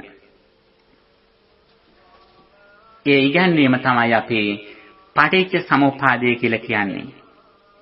ඒකටම තමයි ආර්ය න්‍යාය කියලා කියන්නේ. ඒකටම තමයි ඉදප්පච්චතාවය කියලා කියන්නේ. මේ වගේ නොඑක් නම් වලින් මේ පටිච්චසමුප්පාදය විස්තර කරනවා. දිනක් ආනන්ද හාමුදුරුවෝ බුදුරජාණන් වහන්සේට සඳහන් කරනවා, භාග්‍යතුන් වහන්සේ පටිච්චසමුප්පාදයේ ගැඹුරු ඉගැන්වීම ගැඹුරුණාට මේක තේරුම් ගන්න එච්චරම අමාරු නෑ කියලා. ඒ වෙලාවෙහි භාග්‍යතුන් වහන්සේ සඳහන් කරනවා, මාහේවන් ආනන්ද ආනන්ද එහෙම කියන්න එපා. මේක ගැඹුරු වගේම තේරුම් ගන්න එකත් මේක ඊටාම අමාරු දෙයක්. ලෝක සත්‍යයන් බොහෝ දෙනෙක් තෘෂ්ණාවෙන් වෙලිලා, අවිද්‍යාවෙන් පටලැවිලා, හරියට නූල් බෝලයක් පටලවාගත්තු කෙනෙක් වගේ සසර මේ අතරමං වෙලා ඉන්නේ පටිච්චසමුප්පාදයේ තේරුම් ගැනීමට බැරිවීම හේතුවෙන් ය කියලා සඳහන් කළා. ඊළඟට උන්වහන්සේ එක එක කාරණා ටිකෙන් ටික විස්තර කරනවා. පින්නතුනි, පටිච්චසමුප්පාදයෙන් උගන්වන්නේ මොකද්ද? උගන්වන්නේ අපේ ජීවිතයට දැන් වෙන්නේ මොකද්ද කියන කාරණය. වෙනත් විදිහකින් කියනවා නම් ඇත්තටම අපේ ජීවිතය පිළිබඳව කතාවයි පටිච්චසමුප්පාදයෙන් උගන්වන්නේ. මේක වෙන පිටස්තර දෙයක් නෙවෙයි. සම්පූර්ණයෙන් බුදුදහම කියලා කියන්නේ අපේ අතට කණ්ණාඩියක් දෙනා වගේ දෙයක්. කණ්ණාඩියක් දුන්නාම මොකද වෙන්නේ? අපි කවුද කියලා තේරුම් ගන්න පුළුවන්. බුදුරජාණන් වහන්සේගේ ධර්මය කියලා කියන්නේ හරියට ධම්මා දාස කියලා කියනවා. ආදාස කියන කණ්ණාඩියට දහම් කැඩපතක් අපට දෙන්නේ මෙන්න ඔබව කවුද කියලා තේරුම් ගන්න කියලා. අපි දැන් ඉන්න තත්ත්වය මොකද්ද? මේ ඉන්න තත්ත්වයෙන්, මේ ඉන්න මානසිකත්වයෙන් අපට අනාගතේ වෙන්නේ මොකද්ද? මේකෙන් නික්මෙන්න නම් අපි මොකද්ද කරන්න ඕන කියලා. සම්පූර්ණ බුදුදහම කියන්නේ මේක. පටිච්චසමුපාදයෙන් අපට විස්තර කරන්නේ අස්මින් සති දං හෝති. මෙන්න මේ හේතු ටික ඇතිකල්ලි මේ સિદ્ધාන්තය වෙනවා. ඉමස්ස උප්පාදායි දං උප්පජ්ජති. මේ ඉපදීමෙන් මේ උපදිනවා කියලා ලෝකේ යන විදිය කියනවා සංසාරික සර්කල් එක විස්තර කරනවා. ඊළඟට අස්මින් අසති දන්න හොති මේ නැති කල්ලි මේක වෙන්නේ නැහැ. ඉමස්ස නිරෝධා ඉදන් නිරුද්ධති මේක නිරුද්ධ කිරීමෙන් මේක නිරුද්ධ වෙනවා කියලා මේ සංසාරික සර්කල් එක ඕවර්කම් කරන හැටි සංසාරික සර්කල් එක ඉක්මවල යන හැටි ළඟට විස්තර කරනවා. මේක තමයි බුදුදහමෙන් විස්තර කරන්නේ. පටිච්ච සමුප්පාදය කියන වචනේ නැති වුණාට බුදුරජාණන් වහන්සේගේ ධර්ම දේශනා රැසක මූලික පදනම මේක. මේක තේරුම් ගන්න තමයි අපට කල්යාණ මිත්‍රෝණ වෙන්නේ. සමහර ඇතැම් විට පටිච්චසමුපාදය කියන වචනේ බල බල යනවා සූත්‍රවල මේක තියෙද කියලා. ඒකට හේතුව තමයි එක අතකින් පාලි භාෂා නොදන්නාකම අනිත් එක කල්යාණ මිත්‍ර ආශ්‍රයයක් නැතිකම. මේ දෙකම අවශ්‍ය වෙන විශේෂයෙන් ඔබ වාසනාවන්තයි සිංහල භාෂාව දන්න හැටියට මොකද පාලි භාෂාවේ වචන දෙකක් හරි ඔබට පුළුවන්. ඒක අපට තියෙන ලොකු වාසියක්. ඇතැම් විට මෙහි අපි දැක්ක සමහර අය අවුරුදු 20 25 30 එක දිගට ඉංග්‍රීසි ට්‍රාන්ස්ලේෂන් වලින් බුදුදහම ඉගෙන ගන්න ගියත් ඒ ඇයට මේ සාරය ලැබෙන්නේ නැහැ. විශාල ප්‍රමාණයක් ඒ ඇයට අහිමි වෙලා තියෙනවා. හැබැයි එකක් තියෙනවා. ඒ අය දන්නේ ඊටාම සුළු දේ හරි ඒගොල්ලන් පිළිපදිනවා. අපේ ඒ ඇතරේ තියෙන වෙනස ඒක. අපි හුඟක් දේවල් දැනගෙන ඊටාම පොඩ්ඩක් තමයි පිළිපදින්නේ. ඒ අය දන්න ටික උපරිම ලෙස පිළිපදිනවා. මේක තමයි වෙනස. ඒ නිසා පින්නතුනි මෙන්න මේ පටිච්ච සමුප්පාදය කියන ඉගැන්වීම විවිධ අවස්ථාවල විවිධ වචන වලින් බුදුහාමුදුරුවෝ විස්තර කළා තියෙනවා. පස්වග මහණුන් හමු වෙච්ච වෙලාවේ බුදුහාමුදුරන්ගේ පළවෙනි ධර්ම දේශනාවේදී බුදුහාමුදුරුවෝ දේශනා කළේ පටිච්චසමුප්පාදය කොහොමද? පටිච්චසමුප්පාදය කියන වචනේ තියෙනවද ධම්මචක්ක සූත්‍රයේ? අනන්ත ලක්ෂණ සූත්‍රයේ? අඩුගානේ සක්කාය දිට්ඨිය කියන වචනේවත් තියෙනවද? අවිද්‍යාව පත්‍ය සංඛාරා කියලා තියෙනවද ඒකේ? කොහොමද එහෙනම් ධම්මචක්ක සූත්‍රයේ පටිච්චසමුප්පාදය විස්තර කරන්නේ? යං කිංචි සමුදය ධම්මං සබ්බන්තං නිරෝධ ධම්මං. මෙන්න මේක කියනකොට පවතිතේච පන භගවතා ධම්මචක්ඛයන් උදපාදී ධම්මචක්කුන් උදපාදී. පස්වග මහණුන්ගෙන් කොණ්ඩඤ්ඤ තාපසතුමාට මේක අවබෝධ වුණා. මේ පටිච්චසමුප්පාදය විස්තර කරන විදිය. ඒ පණිවිඩය අහලා ගිහින් ලස්සජි හාමුදුරුවෝ කොහොමද උපතිස්ස පරිබ්‍රාජකයාට සරියුත් හාමුදුරන් පටිච්චසමුප්පාදය විස්තර කරේ? යේ ධම්මා හේතුප්පබවා තේ සංහේතුන් තථාගතවාහ තේ සංඛ්‍යෝ නිරෝධෝ ඒවන් වාදි මහා සමනෝ කියන.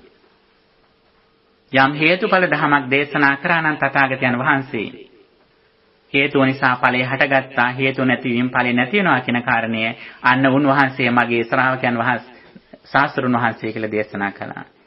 ඒ ගාථාවේ පද 4න් පද 2ක් කියනකොට සරියුත් හාමුදුරුවෝ සෝවන් වුණා.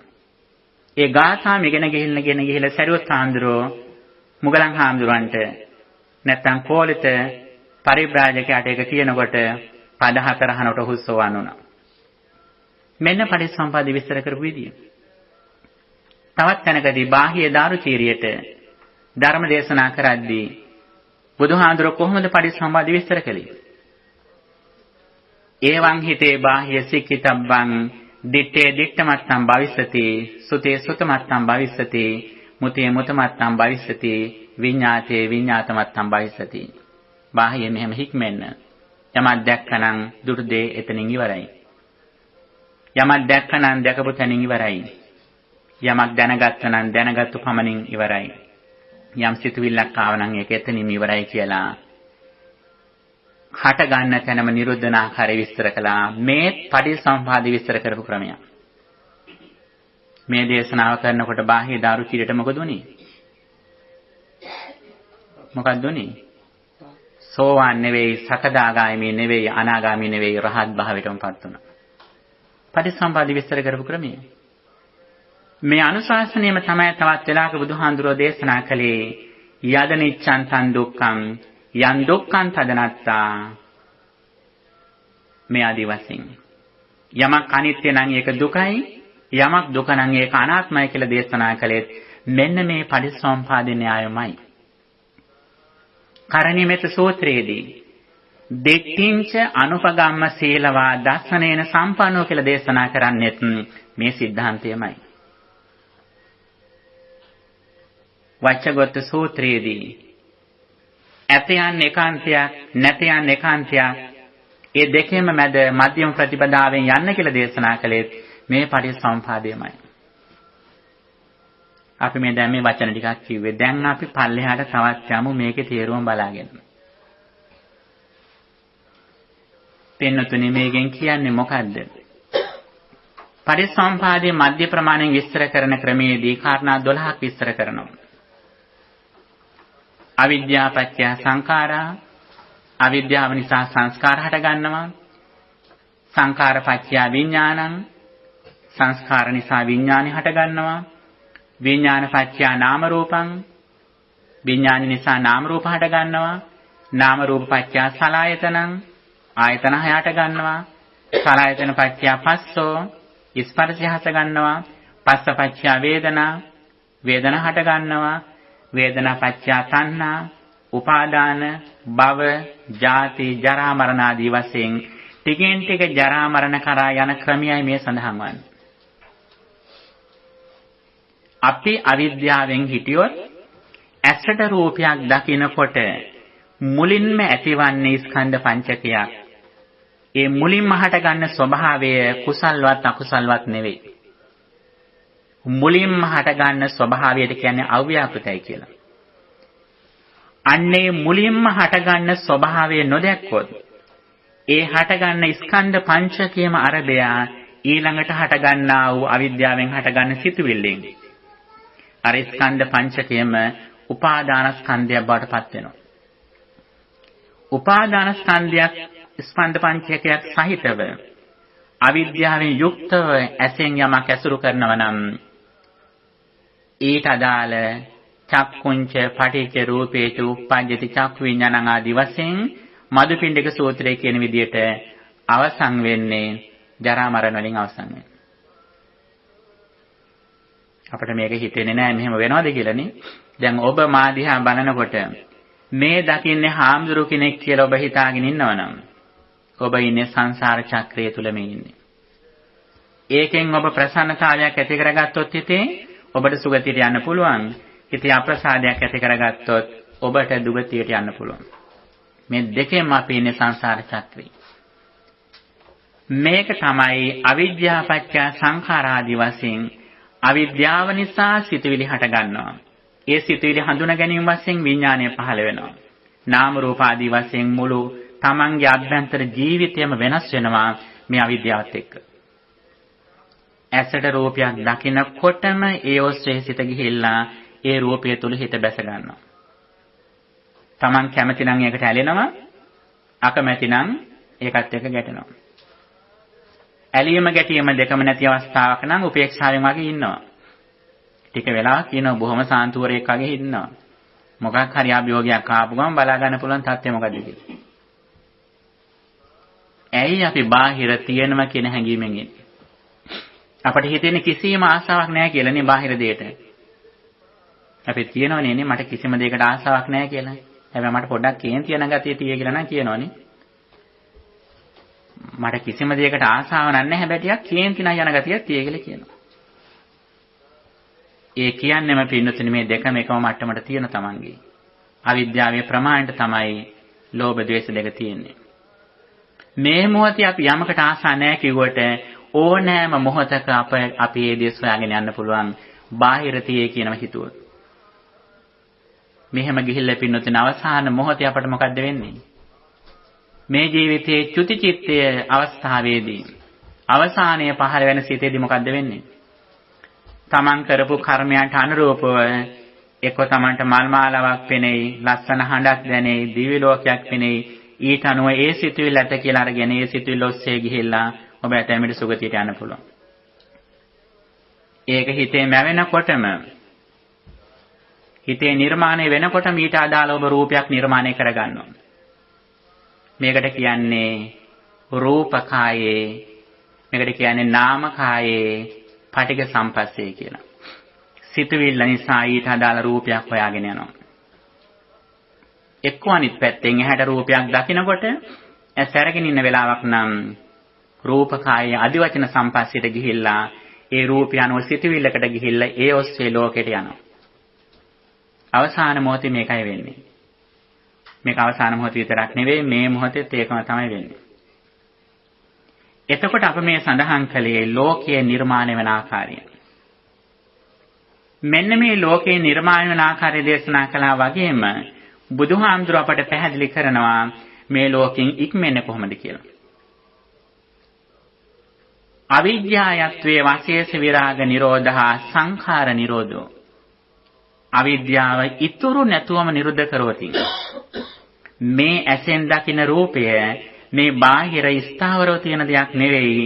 මේ මොහොතේ මගේ මනසට අනුව නිර්මාණය කරගන්න දෙයක් කියලා දැක්කොතින් බාහිර දකින්නකොට මෙයා බලන්නේ ඇතුල් පැත්ත.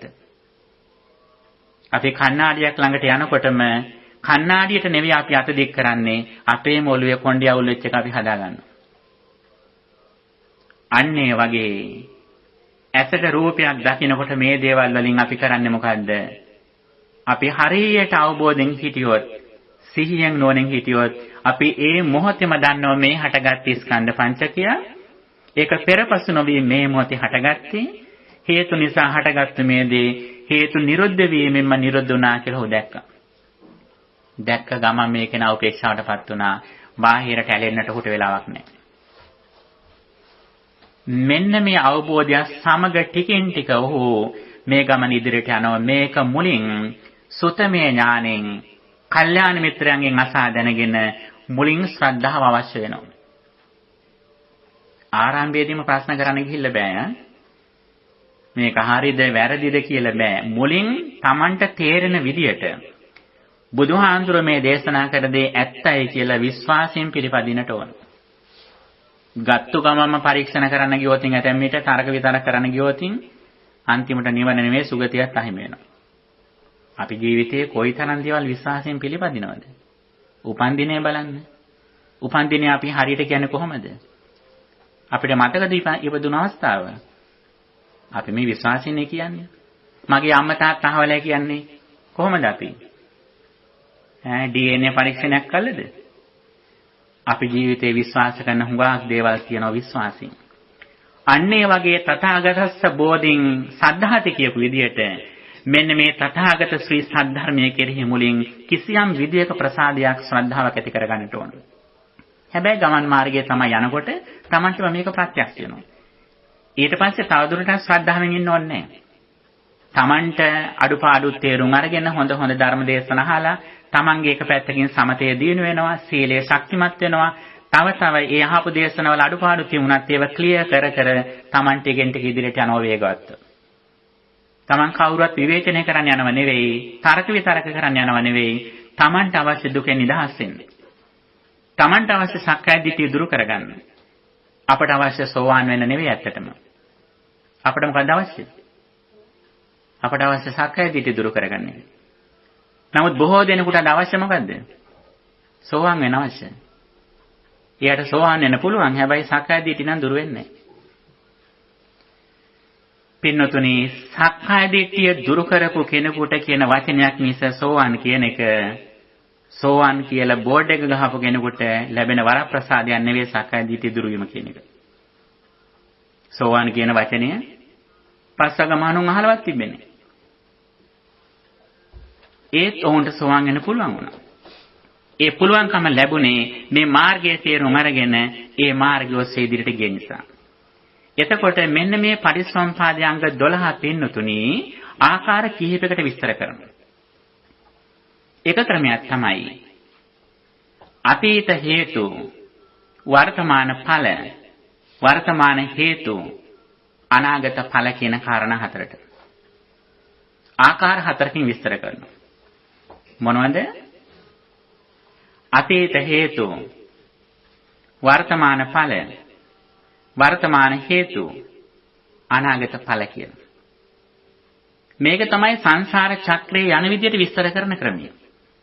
අපි එකාත්ම භාවයක ඉඳලා තවත් ආත්ම භාවයකට එන විදිය විස්තර කරන්නේ මේ විදියට. මේ ආත්ම භාවය අපි පිළිසිඳ ගත්තා නම් පිළිසිඳ ගත්තේ මොකක් හින්දාද? අතීතයේ හේතු පහක ප්‍රතිඵල විදියට. අවිද්‍යා, සංස්කාර, කර්ම, තෘෂ්ණා, භව කියන මෙන්න මේ කාරණාවල ප්‍රතිඵල විදියට. ඒ අතීත හේතුන්ගේ ප්‍රතිඵල විදියට වර්තමානයේ අද අපි ඉපදුණා. ඒකට කියනවා අතීත හේතු කියලා. මොනවද අතීත හේතු? අවිද්‍යා, සංස්කාර, තෘෂ්ණා, උපාදාන, භව කියන මේ පහ. භවය විස්තර කරනකොට ඒකාත්ම භාවයකින් ඉඳලා තව ආත්ම භාවයක පිළිසිඳ ගැනීමට කියද්දී අර මුල් හේතු ටික අතීත හේතු විදිහටයි කියන්නේ. ඒ අතීත හේතු විදිහට වර්තමානයේ තවත් අපට පහක් ලැබුණා. මොනවද? විඥාන, නාම රූප, සලආයතන, පස්ස, වේදනා කියන මේ පහ. වෙනත් විදිහකින් කියනවා නම් ස්කන්ධ පංචකයක් හම්බුණා. තවත් විදිහකින් කියනවා නම් අපි ඇත්තට රූපයක් දකිනකොට අපට මුලින්ම ඇතිවන එක්ස්පීරියන්ස් එක. ඒක තමයි අතීත කර්මයට ලැබිච්ච වර්තමාන ඵලය. ඒ ඵලය කුසලවත් අකුසලවත් කියලා කියන්නේ නැහැ. ඒක අව්‍යාකෘතයි කියලා කියන්නේ. ඒක තමයි සිතේ ප්‍රකෘති ස්වභාවය කියලා කියන්නේ. හැබැයි ඒකෙන් කියන්නේ අපි ඉපදෙච්ච මුල් මොහොතේම විරාගී පුද්ගලයන් කියලා නෙවෙයි කියන්නේ. අපේ අනුසය වශයෙන් තෘෂ්ණාදී දේවල් තියෙනව නැත්තේ නෑ. නමුත් මේ භුක්ති විඳින අවස්ථාවේදී ඒ බෑග්ග්‍රවුන්ඩ් එකේදී මේ පහ ස්කන්ධ පංචකයක් විදිහට තියෙනවා. ඒක කුසලවත් අකුසලවත් නෙවෙයි. ඒක ඊටාම සුළු මොහොතකින් හටගෙන. උපදිත මොහොත විතරක් නෙවෙයි. මේ අපි හැම වෙලාවෙම ඊයින් පස්සේ ගත කරන හැම මොහොතක්ම ඒකට සම්බන්ධ කරන්න පුළුවන්. ඇසට රූපයක් දකින්නකොටම ස්කන්ධ පංචකයක් හට ගන්නවා. කියන්නේ යමක් ගැන ඡායා මාත්‍රයක් හට ගන්නවා. ඒක එතනම නිරුද්ධ වෙනවා. නිරුද්ධ වෙච්ච ගමන්ම අතීත සංස්කාරات එක්ක සම්බන්ධ කරලා මෙහවල කෙනා හරි හොඳ කෙනෙක් නරක කෙනෙක් මේ විදිහට අපි ප්‍රපංච ගොඩනගා ගන්නවා. අන්නේ ප්‍රපංච ගොඩනැගීම තමයි පංච උපාදාන ස්කන්ධයේ නිර්මාණය වීම කියලා කියන්නේ. එහෙම අපි බාහිර පුද්ගලයෙක් ඇතයි කියන හරි ගත්තොතින් 아무තු ආසාවක් ගැටීමක් නැති වුණත් ඒ අපි උපාදාන ස්කන්ධ පංචකයක් ගොඩනගා ගැනීමමයි. ඒ අරබය අපි ඇලීම් ගැටීම් හට ගන්නවා. මේ විදිහට තමයි දුක ක්‍රමානුකූලව හටගෙන අවිද්‍යාවේ ප්‍රමාණයට අපට දුක් විඳින සිද්ධ වෙන්නේ. එතකොට අතීතයේ තිමිච්ච අවිද්‍යා, සංස්කාර, තෘෂ්ණා, උපාදාන භව කියන හේතුවෙන් වර්තමානයේහි විඥාන, නාම රූප, සලආයතන, පස්ස, වේදනා කියන පහක් වර්තමානයේ නිර්මාණය වෙනවා. ඒ පහ නොදැනීම නිසා නැවත අලුත් කර්මයක් වර්තමාන හේතු විදියට හට ගන්නවා. නැවත අර මුල් පහ අලුතෙන් ආයි හට ගන්නව මොනවද? අවිද්‍යා, සංස්කාර, තණ්හා, උපාදාන භව කියලා පහක් වර්තමානයේහි හේතු විදියට අපි හදා ගන්නවා. ඒ හට ගන්න එකට ඵල විදියට අනාගතයේදී නැවත ලැබෙනව මොනවද? විඥාන, නාම රූප, සලආයතන, පස්ස, වේදනා කියන පහක් අනාගතයට හැම වෙලාවෙම නිෂ්පාදනය කර ගනිමින් අපි මේ ඉන්නේ. එතකොට මේ කියන ඉගැන්වීම එකාතකින් එක භවයකින් ඉඳලා මේ භවයට යමත් විස්තර කරන්න පුළුවන්. මේ වර්තමානයේ සිතුවිලි ඉඳලා ඊළඟ සිතුවිලට යන විදියටත් විස්තර කරන්න පුළුවන් මේක. එක චිත්තක්ෂණයක් තුළදීම මේ ටික ලස්සනට විස්තර කරන්න පුළුවන්. බුදුදහමෙහි මේ ක්‍රම දෙකටම මේක විස්තර කරලා තියෙනවා. ඒකට මේ අවිද්‍යාදී එක එක කරුණු විස්තර කරලා තියෙනවා, පැහැදිලි කරලා තියෙනවා. විශේෂයෙන්ම සංයුත්ත නිකායෙහි අභිසමය සංයුත්තේ කියලා කොටසක් තියෙනවා. ඒකෙන් සම්පූර්ණ විස්තර කරන්නේ පටිච්චසමුප්පාදයට අදාළ දේශනා ටික. තවත් තියෙනවා මහා නිදාන කියලා සූත්‍රයක් දීඝනිකායේ ඒක සවිස්තරාත්මක පැහැදිලි කිරීම. ඊ අතර පටිසම්භිදා මග්ගයේහි වෙනම කොටසක් වෙන් වෙනවා මේ සඳහා පටිච්චසම්භිදා කතා කියලා.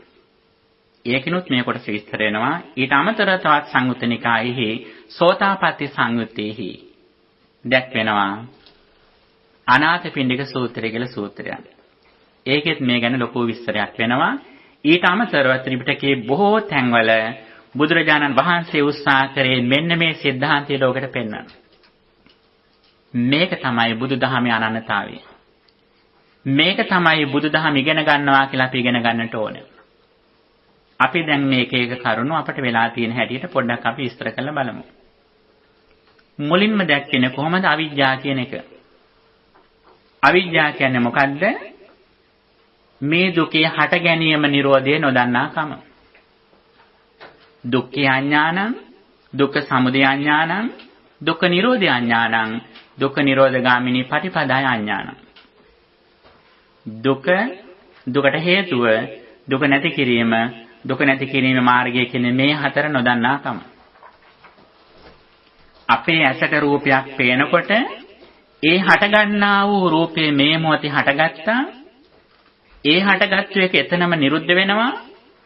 ඒ නිරුද්ධ වෙච්ච බව නොදැනගත්තොත් හිත බාහිර පිහිටනවා. ඒක දුකට යනවා.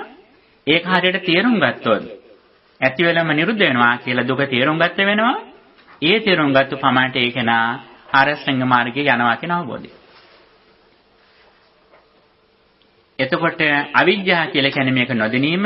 මේක දන්නවනම් විද්‍යාව කියලා කියනවා. අවිද්‍යාව නිසා මොකද්ද හටගන්නේ? ඒ දැකපු අත්දැකීමේ සංස්කාර හටගන්නවා.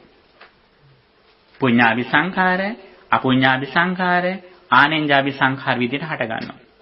වෙනත් විදිහකින් කියනවා නම් කාය සංඛාර, චිත්ත සංඛාර, වචී සංඛාර විදිහට සංස්කාර සිතුවිලි හටගන්නවා. බාහිර ලෝකයක් අපි නිර්මාණය කරගන්නවා. අන්නේ සංස්කාරම හඳුනා ගන්න ගතිය තමයි විඥාන කියලා කියන්නේ. ඇස කන ආදී ඒ ආයතන වලට සාපේක්ෂව ඇසට පහළ වෙන එකක් නම් චක්කු විඥානය. කනෙන් හඳුනාගත්තු දෙයක් දැනගත්තු දෙයක් නම් සෝත විඥානය. ගාහන විඥානය, જીවහා විඥානය, කාය විඥානය ආදී වශයෙන් ආයතන හයට සම්බන්ධ කරනවා. මේකට කියනවා විඥානය කියලා. විඥානපච්චය නාම රූපං. ඒ විඥාණයට අදාළව නාම රූප මනස සහ නැත්නම් සිතවිලි සහ රූපයක් නිර්මාණය කරගන්න. මේක අපි හිතලා නිර්මාණය කරගන්න එකක් නෙවෙයි, පුද්ගලෙක් නිර්මාණය කරගන්න දෙයක් නෙවෙයි. අවිද්‍යාවේ පමණට තමන්ගේ මේ ආයතන ටික සකස් වෙනවා. නාම රූප දෙක නිර්මාණය වෙනවා. නාම කියලා කියන්නේ පස්ස වේදනා සංඥා චේතනා මනසිකාර. රූප කියන්නේ මේ සතර මහා භූත රූප සහ ඊට අදාළව තියෙන උපාදාය රූප 24. අවිද්‍යාවේ ප්‍රමාණයට ඒක නිෂ්පාදනය කරගන්න තමයි. විඥාන පත්‍ය නාම රූපං කියන්නේ එකයි. අන්න ඊට අනුව නාම රූප පත්‍ය සලආයතනං කියන්නේ අන්නේ නාම රූප වල ස්වභාවයට අනුව අපි මේ ආයතන ටික සකස් කරගන්න මේ මොහොතේ. කලින් සකස් කරලා තියෙන දෙයක් නෙවෙයි. මේ කිසිම දෙයක් රෙඩිමේඩ් ඒව නෙවෙයි. කලින් තමයි නිෂ්පාදනය කරගන්න දේවල් නෙවෙයි. හරියට අපි කුස්සියට ගිහිල්ලා වතුර ටිකක් රත් කරගෙන කෝපයකට දාලා සීනි ටිකයි තේකුරු ටිකයි දාලා එවල තේ එකක් කෙනෙකුට හදලා දෙන්න වගේ වර්තමානයේ අවිද්‍යාවේ ප්‍රමාණයට මේ ආයතන ටික සකස් කරගන්නවා අපි. දැන් ඔබ මන් දිහා බලනකොට බොහොම සතුටින් ඉන්නවනේ. නැත්තම් මැදහත් ඉන්නවා. කොහොම ඉන්නකොටම ඔබට ලොකු හතුරුකමක් කරපුගෙන මෙතෙන්ට එනවා. මොකද්ද වෙන්නේ? මේ අවිද්‍යාවේ ප්‍රමාණයට ආයතන ටික වෙනස් වෙනවා. එතෙමට ඇඟ ගැහෙන්න උනත් පුළුවන් තමන්ගේ. සමහරට මූණත් පහගත්තු කෙනෙක් ආවොතින් දුවන්නත් පුළුවන්. ඒ මොහොතට අපි මේ ආයතන ටික ශනිකව සකස් වෙන අවිද්‍යාවේ ප්‍රමාණයට. ආයතන කියන්නේ යමක් නිෂ්පාදනය කරන එක ඉන්ඩස්ට්‍රි, ෆැක්ටරි මේවා. මේ වගේ අපි බඩු නිෂ්පාදනය කරගන්නේ මේ මොහොතේ. අපට ඇහැට පේන රූපයේ කලින් තිමිච්ච රූපයක් අපට පේනවා කියලා හිතෙන්නේ. සාමති සත්‍ය අනුව එක හරි. නමුත් පරමාර්ථ සත්‍යයට අනුව මොකද්ද? ඇහැ පස්සේ ඉපදෙලා කලින් තිමිච්ච රූපයක් දකින්නව නෙවෙයි. ඇහැ, රූපය, චක්කු විඥාන, ස්පර්ශය මේ ඔක්කොම ටික එක මොහොතේ පෙරපසු නොවී හටගෙන එතනම නිරුද්ධ වෙන ස්වභාවයක් මේක. මේ අනුව ආයතන ටික සකස් වෙනවා. සායතන පත්‍ය පස්සෝ ඊට අදාළව ස්පර්ශය හට ගන්නවා. පස්ස පත්‍ය වේදනා වේදනා හට ගන්නවා. කෙනෙකුට ඕනනම් කියන්න පුළුවන් වේදනාවෙන් නවතින්න පුළුවන් කියනවා. හැබැයි අවිද්‍යාවෙන් නම් හටගත්තේ වේදනාව තුල නවතින්නේ අනිත් ටිකත් එක්කම යනවා කඩාගෙන.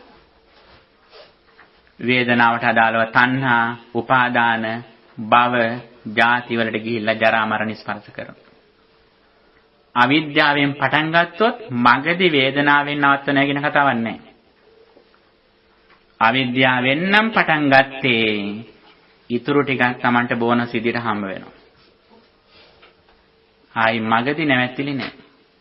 මගදී නවත්තන්න නම් මොකද කරන්න ඕන? මුලින්ම අවිජ්ජායත්වේ වාසේස විරාග නිරෝධා සංඛාර නිරෝධෝ කියන තැනින්ම පටන් ගන්නට ඕන. ප්‍රඥාවෙන් බලන ප්‍රමාණයටයි ඊළඟ සිතුවිල්ල ජරා මරණ නැති නොවන විදිහට අපි සකස් කරගන්න. කලින් ඇති වෙච්ච ගියා. අපි සිහියෙන් ඕනෙන් හිටියොත් මොකද්ද වෙන්නේ?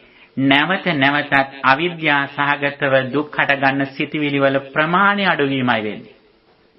ඊළඟ සිතුවිල්ලේ ශක්තිය අඩුවීමයි වෙන්නේ. ඇති වෙච්ච එක මගදී නතර කළා නෙවෙයි. අපි සුතමේ ඥානෙන් මේක අසා දැනගෙන චින්තාමේ ඥානෙන් නැවත නැවතත් හිතමින් භාවනාමේ ඥානෙන් වඩනවා කියන්නේ මොකද්ද? මෙන්න මේ සිතිවිලි වැල් අවිද්‍යා සහගතව දුවන ප්‍රමාණය නැත්තම් ක්වොන්ටිටි එක අඩු කරන එකයි කරන්නේ මුලද. ඒක අඛණ්ඩව වීරියෙන් යෙදීමේ ප්‍රතිඵල විදියටයි කිසියම් දවසක දිත්තේ දික්කමත්තම් මට්ටමට වෙන්නේ. වර්තමානයේ තුලම උපරිම ලෙස සිහියෙන් නොනින් වාසය කරන අවස්ථාව. ඒ සඳහා අඛණ්ඩව මේ ධර්ම මාර්ගය තුල කල්යාණ මිත්‍රාශ්‍රය, සද්ධර්ම ශ්‍රවණය, යෝනිසෝ මනසිකාර්ය සහ සමථ විදර්ශනා නැමැති ධර්මානුධර්ම ප්‍රතිපදාව තුල අඛණ්ඩව යෙදෙන්නට ඕන. ඒ තුලින් සද්ධා, විරිය, සති, සමාධි, ප්‍රඥා කියන ඉන්ද්‍රිය ධර්ම දියුණු කරගන්නට ඕන. මේ සඳහන් කලේ දුකේ හට ගැනීම නිරෝධය පිළිබඳව බුදුදහමේ ඉගැන්වීම. ඊළඟට තවත් වැදගත් කාරණයක් දේශනා කරනවා. මේ හැම කරුණක්ම අවිද්‍යා පත්‍ය සංඛාරා, සංඛාර පත්‍ය අවිද්‍යාව කියලා අනිත් පැත්තට විස්තර කරන්න පුළුවන් මේවා. එහෙම විස්තර කරපු අවස්ථාවක් තියෙනවා. ඒ අතර විශේෂ දෙයක් තමයි මහා නිදාන සූත්‍රයේ දැක්වෙනවා විඥාන පත්‍ය නාම රූපං, නාම රූප පත්‍ය විඥානං කියන කාරණය.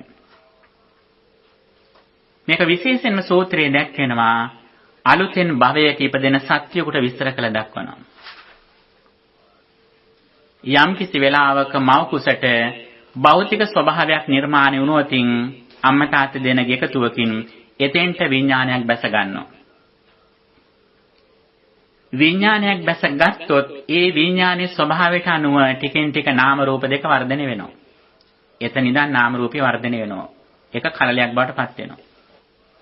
මව්පියන් දෙදෙනාගේ එක්වීමෙන් සතියක දෙකක ආසන කාලෙදී මේක සිද්ධ වෙනවා. ඊට පස්සේ යතෙමට වෙන්නේ නැහැ, එකතු වීමක් වෙන්නේ නැහැ. විඥානයක් බැස ගන්නෑ. විඥානයක් බැස ගත්තොත් ඒ බැසගත්තු විඥානයේ ශක්තිය අනුව ඒ බැසගත්තු විඥානයේ ඊටාම ප්‍රඥාවන්ත උපතකට හේතු වන විඥානයක් නම් ඊට අනුරූපව නාම රූප දෙක සකස් වෙනවා. ඒ බැසගත්තු විඥානයේ ඇස් දෙක අන්ධ වෙන්න, උපතින් මන්ද බුද්ධික වෙන්න සුදුසු විඥානයක් නම් ඇතැම් විට අම්මා වෛද්‍ය විද්‍යාව පිළිබඳව මහාචාර්යවරියක් වෙන්න පුළුවන්. අම්මටවත් වෙනසක් කරන්න බෑ.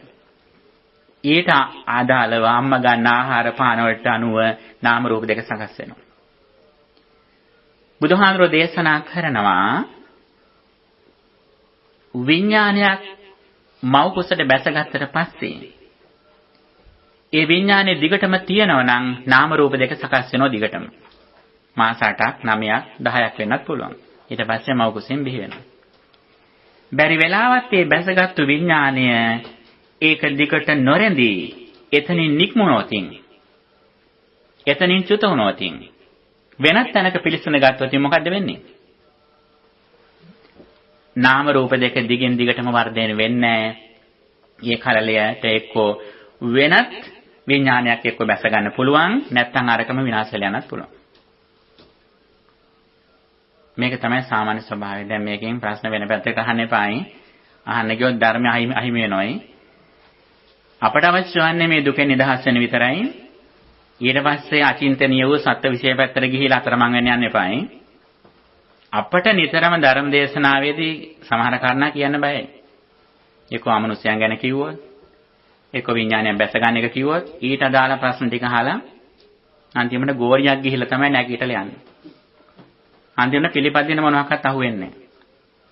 එක්ක ලෝකයේ ගැලැක්සිස් ගැන කිව්වොතින්, ලෝක ධාතු ගැන කිව්වොතින්, ස්ටීවන් හොකින්ගේ කතා ටික එකතු කරලා මොන හරි කතා ටිකක් කියලා නැගිටලා යනවා එච්චරයි. හොඳ වාදයක් කළා ගියා විතරයි.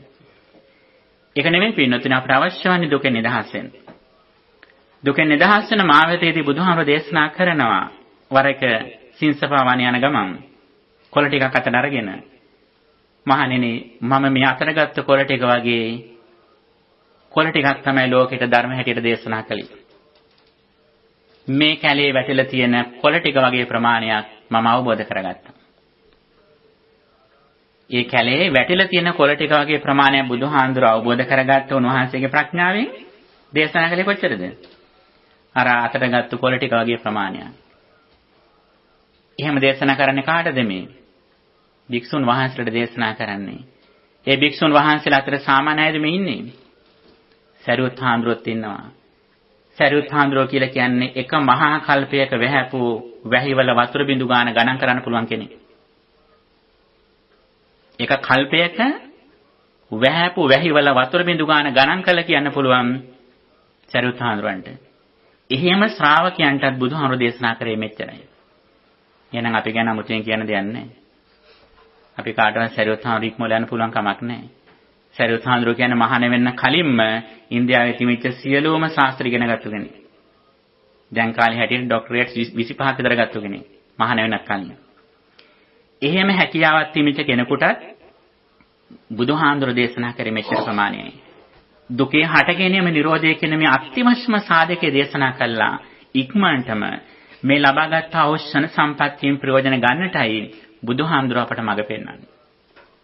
එතකොට අවිද්‍යාව සහගතව ඇසෙන් රූපයක් බැලුවොත් ඊට අදාළව සංඛාර, විඥාන, නාම රූප, සලආයතන, පස්ස, වේදනා, තෘෂ්ණා, උපාදාන ඒකට ඇදගෙන Tamanට භවයක් නිර්මාණය කරගන්නවා. භවය කියන්නේ මොකද්ද? being කියන එක. The process of being. ලෝකයක් ඇතයි කියලා සිතා ගන්නා වූ ස්වභාවය. ඇසට රූපයක් දකින්නකොට මේ මගේ පුතා කියලා ලෝකයේ තුල හිත බැස ගන්නවා. හිතට යමක් මතක් වෙනකොට Tamanගේ අම්මා තැම්මට මිය ගිහිල්ලා ඉන්න පුළුවන්. ඒ අම්මා මතක් වෙනවා Tamanට. කොහොමද මතක් වෙන්නේ? අර අම්මා සලකපු හැටි, කොණ්ඩේ පීරපු හැටි, ඉස්කෝලේ එක්කන් ගිය හැටි, වඩාගෙන හිටිය හැටි මතක් වෙනවා. මතක් වෙන්නේ නිකන් නෙවෙයි දැන් සිදුවන දෙයක් වගේ මතක් වෙන්නේ. කිව්ව ගමම අඬනවා, කඳුළු බේරෙනවා. ඇයි මේ? Taman දන්නේ නැහැ Tamanගේම මේ මයින්ඩ් එක Taman දැන් මේ රීඩ් කරනවා කියලා. හැතැම්මට මේ මොහොතේ අම්මා මිය ගියා නම් දිවි ලෝකයක වගේ ඉන්නත් පුළුවන් සමහරට. අපි මේ අඬන්නේ මොකද? අර නිරුද්ධ වෙච්ච අතීතයේ ඇති දෙයක් හැටියට අරගෙන මෙන්න මේකයි භවය කියලා කියන්නේ. මෙවැනි අවිද්‍යාවක් නොදැනීමක් අපේ ළඟ අද තියෙනවා නම් මතක තියාගන්න අපේ සසර ස්වභාවය. අම්මා මිය ගිහිල්ලා අවුරුදු 50ක් ගියා. Tamanට අම්මා ඉන්න ලෝකෙට නැවත යන්න පුළුවන්. ඇත්තටම අපි මේ අද ඇවිල්ලා තියෙන ඒ වගේම තමයි සංසාරේ. ඒ මිය ගියාට භෞතික වශයෙන් එයා මිය ගියාට අපේ ආධ්‍යාත්මික ලෝකයේ තුල එයා මිය ගිහිල්ලා නැහැ.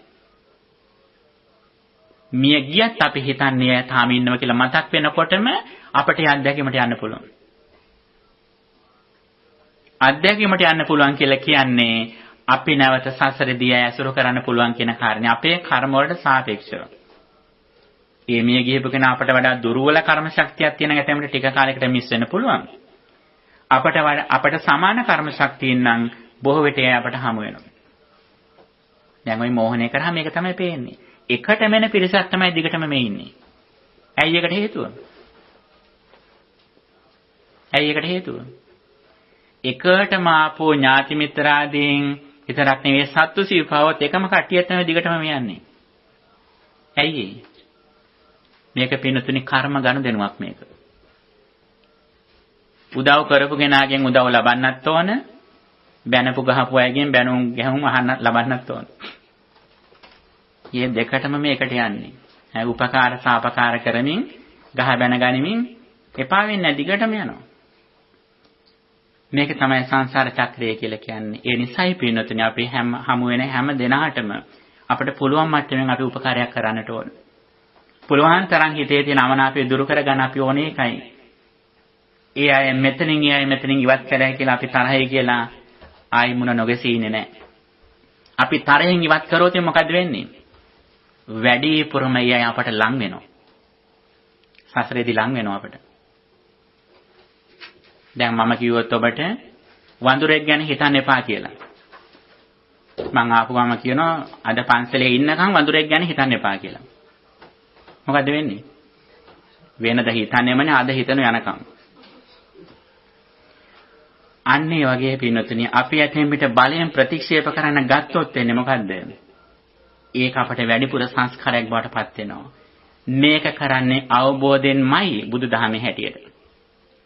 කොහොමද අවබෝධය කියලා කියන්නේ? ඒ තමයි ස්කන්ධ පංචකය අපි ඇස ආදී කුමන ආයතනයකින් අරමුණක් ලැබුණත් ඒ ලැබුණා කියලා කියන්නේ ස්කන්ධ පංචකයක් හටගත්තා. රූප, වේදනා, සංඥා, සංඛාර, විඥාන කියන ස්කන්ධ පංචකයක් හැම මොහොතෙම හටගන්නවා. අස්මින් සති දං හෝති. හේතු ටික ඇති කල්ලි මේ පහට ගත්තා. අස්මින් අසති දන්න හෝති. හේතු ටික නැති විට මේක නැති වෙනවා කියන කාරණේ.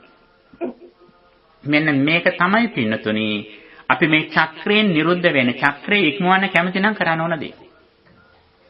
ඒ නිසායි බුදුරජාණන් වහන්සේ දේශනා කළේ පෘථග්ජන කෙනාට සේක වෙන්නත්, සේක තැනැත්තාට අසේක වෙන්නත්, අසේක වුණු කෙනාට පිරිනිවන තෙක් සුවදායි වාසය කරන්නටත් මම එකම ප්‍රතිපදාවයි දේශනා කරන්නේ කියලා.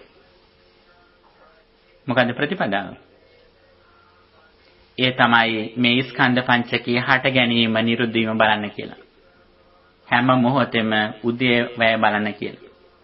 මේකට තමයි උද්‍යප්පේ ගාමිනී පඤ්ඤා කියලා කියන්නේ. හැම මොහොතෙම ස්කන්ධ පංචකයක් හට ගන්නව නිරුද්ධ වෙනවා. මේ ඇතිරිල්ල දැක්කත්, මගේ ශබ්දයක් ඇහුවත්, කෑමක් කනකොට රසයක් ආවත්, සුවඳක් දැනුණත්, දරුව ගැන මතක් වුණත්, වාහනය ගැන කල්පනා වුණත්, රැකී ආරක්ෂා කරන ස්ථාන යාළුවෙක් ගැන සිහිපත් වුණත්, මේ හැම මොහොතෙම වෙන්නේ මොකද්ද? ස්කන්ධ පංචකයක් හට ගන්නවා, එතනම නිරුද්ධ වෙනවා. අපි හිතන්නේ බාහිර තියෙන දෙයක් අපට මතක් වුණේ කියලා. ඇත්තටම අපේම මේ සිතුවිලි ටිකක් තමයි අපි මතක් කරගත්තේ. බාහිරනොත් උපකාරයක් වුණා. බාහිර ලෝකයක් නැහැ කියලා බුදුදහමෙන් කියන්නේ. සතර මහා භූත රූප ඒ විදියට නිර්මාණය වෙච්ච ලෝකයක් අපට අත්දකින්න පුළුවන්. ඒක නිර්මාණය වෙන්නේ පින්නතුනි අපේ මනසේ ස්වභාවයට අනුව. සතර මහා භූත රූප ස්ථාවරව තියෙන දේවල් නෙවෙයි. අපේ මේ මොහොතේ ආයතන වලට අනුවයි ඒක නිෂ්පාදනය වෙන්නේ. මෙන්න මේ தത്വයේ තේරුම් ගත්ත කෙනා මොකද කරන්නේ? ඔහු බුදුහාඳුරන්ගේ මේ තථාගතත්වය මේ දේශනය ගැන ශ්‍රද්ධාවක් හටගන්නවා. ඉක්මනටම දුකෙන් නිදහස් වෙන නම් මේක කරන්න ඕන. වෙන මොනව කළත් කිසිම විසඳුමක් නැහැ. අපි අතැමට හිතනවා දුවල බේරෙන්න පුළුවන් කියලා. එහෙම පුළුවන් කමක් නැහැ පින්නතුනි. හේවණල්ලෙන් බේරෙන්න බැරි වගේ දුවල බේරෙන්න බෑ මේක. බේරෙන්න නම් තියෙන එකම දේ තමයි එක පැත්තකින් සුගතිය ස්ථාවර කරගන්න එක, අනිත් පැත්තෙන් මෙන්න මේ යථාර්ථය සිහි කර කර මේ දුකේ නිදහස් වෙන්නට උපරිම ලෙස අපේ කාලය කැප කිරීම. අපි හැම දිනාගේම ජීවිතවල නොයෙක් විදිහේ කටයුතු තියෙනවා. ওই කටයුතු තව අවුරුදු 100ක් කරත් ඉවර වෙන්නේ නැහැ. දැන් අපි හිතාගෙන දරුවගේ වැඩ තියෙනවා, ගෙදර වැඩ තියෙනවා, වාහනේ හොදන්න තියෙන කියලා. ඔබ මරණයටපත් වෙන දවසෙත් ඔය ඉවර නැහැ. එදාටත් ඔය ටික කොහොම තියෙනවා. ඒ නිසා අපි දක්ෂ නම් අපි මොකද කරන්න ඕන? මේ කටයුතු අතරේදීම දරුවෝ ටිකක් එක්කම අපි ධර්මයේ හැසිරෙන්නට ඕන. ඇයි ඒ? ඇතැම්මිට දරුවා ඉගෙනගෙන රැකියාව ගත්ත දවසේම අනතුරටපත් වෙන්න පුළුවන්. එහෙම වෙච්ච අවස්ථාව ඔබ දැකලා තියෙනවනේ. ඇතැම්මිට අම්මට තාත්තට ඉන්නේ එකම ළමයා ඉන්නේ. මුළු ජීවිත කාලෙම ඉගෙනව ළමයට. උගන්වන රස්සාවක් අරන් දුන්න පළවෙනි වැටුපරන් යනකොට මනතුරටපත් වුණා. එහෙම අපේ දරුවාට වෙන්නේ නැහැ කියලා අපට සහතිකයක් කොහෙන්වත් ගන්න පුළුවන් කමක් නැහැ. එහෙනම් අපි මොකද කරන්න ඕන? ඒ දරුවාගේ වැඩ ටික ඉවර කළ ගහම හැසිරෙනව නෙවෙයි. මේ වැඩ ටික කරන ගමම්ම දරුවා සමගම මේ දහම තුල අපි උපරිම ලෙස හික්මෙන්නට ඕන. ඒක තමයි අපි බුද්ධිමත් නම් කරන්නට ඕන. එහෙම නොවුනොත් මොකද වෙන්නේ? අපට අහිමි වෙන්නේ දරුව විතරක් නෙවෙයි. ඒ දරුවටත් බුද්ධෝත්පාද කාලයක්ම අපි අහිමි කරනවා. ඒ දරුව ඔබේ දරුවා වෙලා තියෙන නිකන් නෙවෙයි. පින් කළා ප්‍රාර්ථනා කළා අනේ මට මේ වගේ පින්වන්ත ශ්‍රද්ධාවන්ත අම්මා කෙනෙක් තාත්තා කෙනෙක් ලැබෙන්න කියලා සසර ප්‍රාර්ථනා කළේ දරුව ඔබට ලැබිලා තියෙනවා. ඔබ දන්නේවත් නැහැ තැම්මිට ඒක. ඔබට හිතෙන හොඳ විශ්වවිද්‍යාලයකින් උපාධියක් ගන්න මේ ළමයා ඇවිල්ලා තියෙන කියලා නේද? ඔක්ස්ෆර්ඩ් හරි කේම්බ්‍රිජ් හරි ලන්ඩන් හරි යුනිවර්සිටි එකකින් උපාධියක් අරගෙන මේ ડોක්ටර් කෙනෙක් වෙන්න ඇවිල්ලා තියෙන කියලා නේ. ඒකත් කරන්න කමන්නේ. නමුත් ડોක්ටරේට් එකක් නෙමෙයි දෙකක්ම අරන් දෙන්න දරුවට. ඒක වරදක් නෙවෙයි. ඊට නොදෙවෙනි විදියට දරුවට මේ දහම දෙන්න. ඒ දරුවට තේරෙන භාෂාවකින් දෙන්න. ඒ දරුවට මේ කියන භාෂාව නොතේරුණත් මේ පින්වත් පුතා එක් කරගෙන ඉන්නවා වගේ දරුවා ගෙනලා තියාගන්න ළඟ. අත දරුවෙක් වුණත් කමන්නේ ළඟ තියාගන්න දරුවා. ඒ දරුවට ආශිර්වාදයක්. අපි දැකලා තියෙන සමහර වෙලාවදී අපි ධර්ම දේශනා කරනකොට ඇතැම්මට මැද පෙරදිග ඉපදිච්ච අය සිංහල භාෂාව දන්නේත් නැහැ. සිංහලෙන් බණ කියනකොට බණ කියන අය මැද ඇවිල්ලා වාඩි වෙලා ස්තික පියාගෙන ඉන්නවා. එයා විශ්වාස කරනවා මේ ආධ්‍යාත්මික ශක්තියක් තියෙන අතර ඉන්නකොට එයාටත් මේ එනර්ජි එක ලැබෙනවා කියලා. ඒ ශක්තිය ගන්න මේ විදිහට වාඩි වෙලා ඉන්නවා. ඒ තරම්ම පින්නතුණිය අද දහම හොයාගෙන මේ ආධ්‍යාත්මික ශක්තිය සොයාගෙන ලෝකෙ මිනිස්සු යන කාලයක් මේක. දහමෙන් ආනිසංස ලැබෙන්නේ පින්නතුණි හිතන්න එපා මරණයෙන් පස්සේ දිව්‍ය ලෝක යන්න කියලා. මේකේ වැඩිපුර ආනිසංස ලැබෙන්නේ මේ ජීවිත කාලෙම තමන්ට. තමන් කරන වැඩ වේගයෙන් සාර්ථක වෙනවා. තමන්ට වෙන්න තියෙන අනතුරු වලින් වළක්වලා තමන් නිරෝගී කළා. තමන් දීර්ඝාසව ලබන්නට මේ සියලු පින්කම් තමන්ට මේ ජීවිතයේම ආශිර්වාදයක් වෙනවා. විශේෂයෙන්ම පටිච්චසමුප්පාදයේ තේරුම් අරගෙන බුදුහාඳුර විශේෂයෙන්ම අනාථිමිනේ සිටුමාට දේශනා කරේ ඒකයි. මේ ආර්ය න්‍යාය ගැන පිරිසිදු බවක් ඇති වුණොත් කෙනෙකුට ඒ කෙනා බිය සහ වෛරය ගැන දෙන කරුණු පහකින් නිදහස් වෙනවා. පංචශීල රකින්න කෙනෙක්. ප්‍රාණඝාතය කරන කෙනාට බිය සහ වෛරය එනවා. සොරකම් කරන කෙනාට බිය සහ වෛරය එනවා. කාමයේ වර්ධව හැසිරෙන කෙනාට බිය සහ වෛරය හිතට එනවා. බොරු කියන කෙනාට රහමෙර පානය කරන කෙනාට ඒක එනවා. මේ ආර්ය න්‍යාය තේරුම් ගත්තට පස්සේ කෙනා පුළුවන් තරම් මේ වගේ වැළකෙනවා. ඒ විතරක් නෙවෙයි තැනැත්තා අපායට යන්න තියෙන දොරටු ටිකත් ඔක්කොම වහලා දැම්ම වෙනවා. අනිත් පැත්තෙන් යා බුද්ධ ධම්ම සංඝ කියන තෙරුවන කෙරෙහි නොසෙල්ලෙන වූ ශ්‍රද්ධාවටපත් වෙනවා. කොයිතරම් ධනයක් දෙනවා කිව්වද? තමන්ගේ ජීවිතයට හානියක් කරනවා කිව්වද? කිසිදාක ඔහුට මේ තෙරුවනින් බැහැර වෙන්න පුළුවන් කමක් නැහැ. ඒක කායිකවත් බලපෑමකට කරන දෙයක් නෙවෙයි.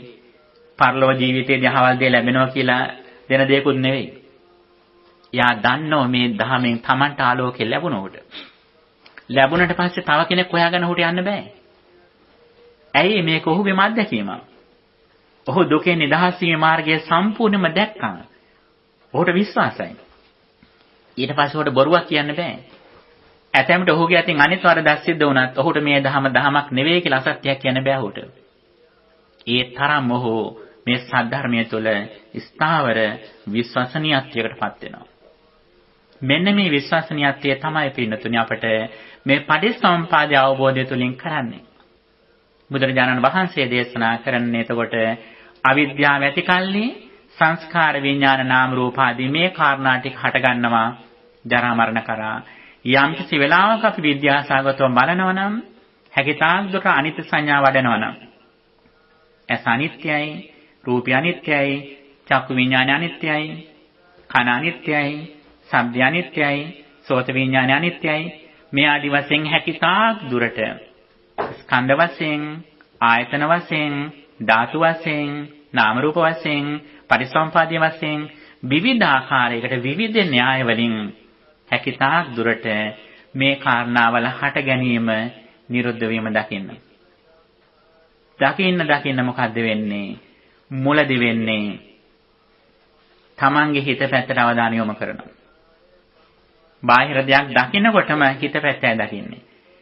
මුලදී ඇතැම්මට තමන්ට හිතනවා, තමන් හිතනවා මේ නිත්‍ය වූ හිතකින් මේ හිතන්නේ කියලා. ගැඹුරට යනකොට දැනනවා මේ හිතෙන් තමයි හිතන්නේ. හිත විතරක් නෙවෙයි මේ ස්කන්ධ පංචකයක්.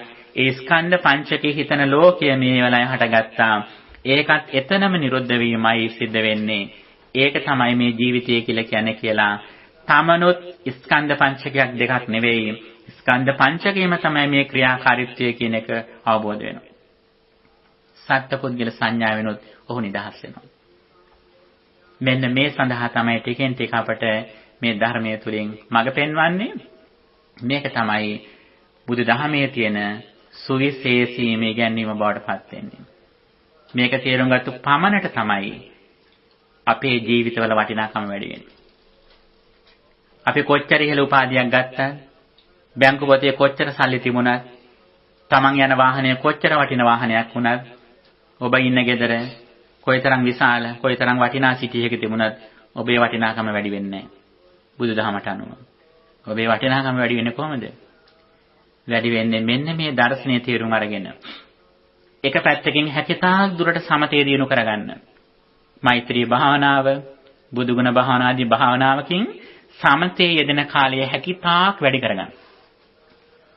අනිත් පැත්තෙන් ඒ සමාධිමත් වන සිතින් අනිත්‍යතාවය මෙනෙහි කරන්න.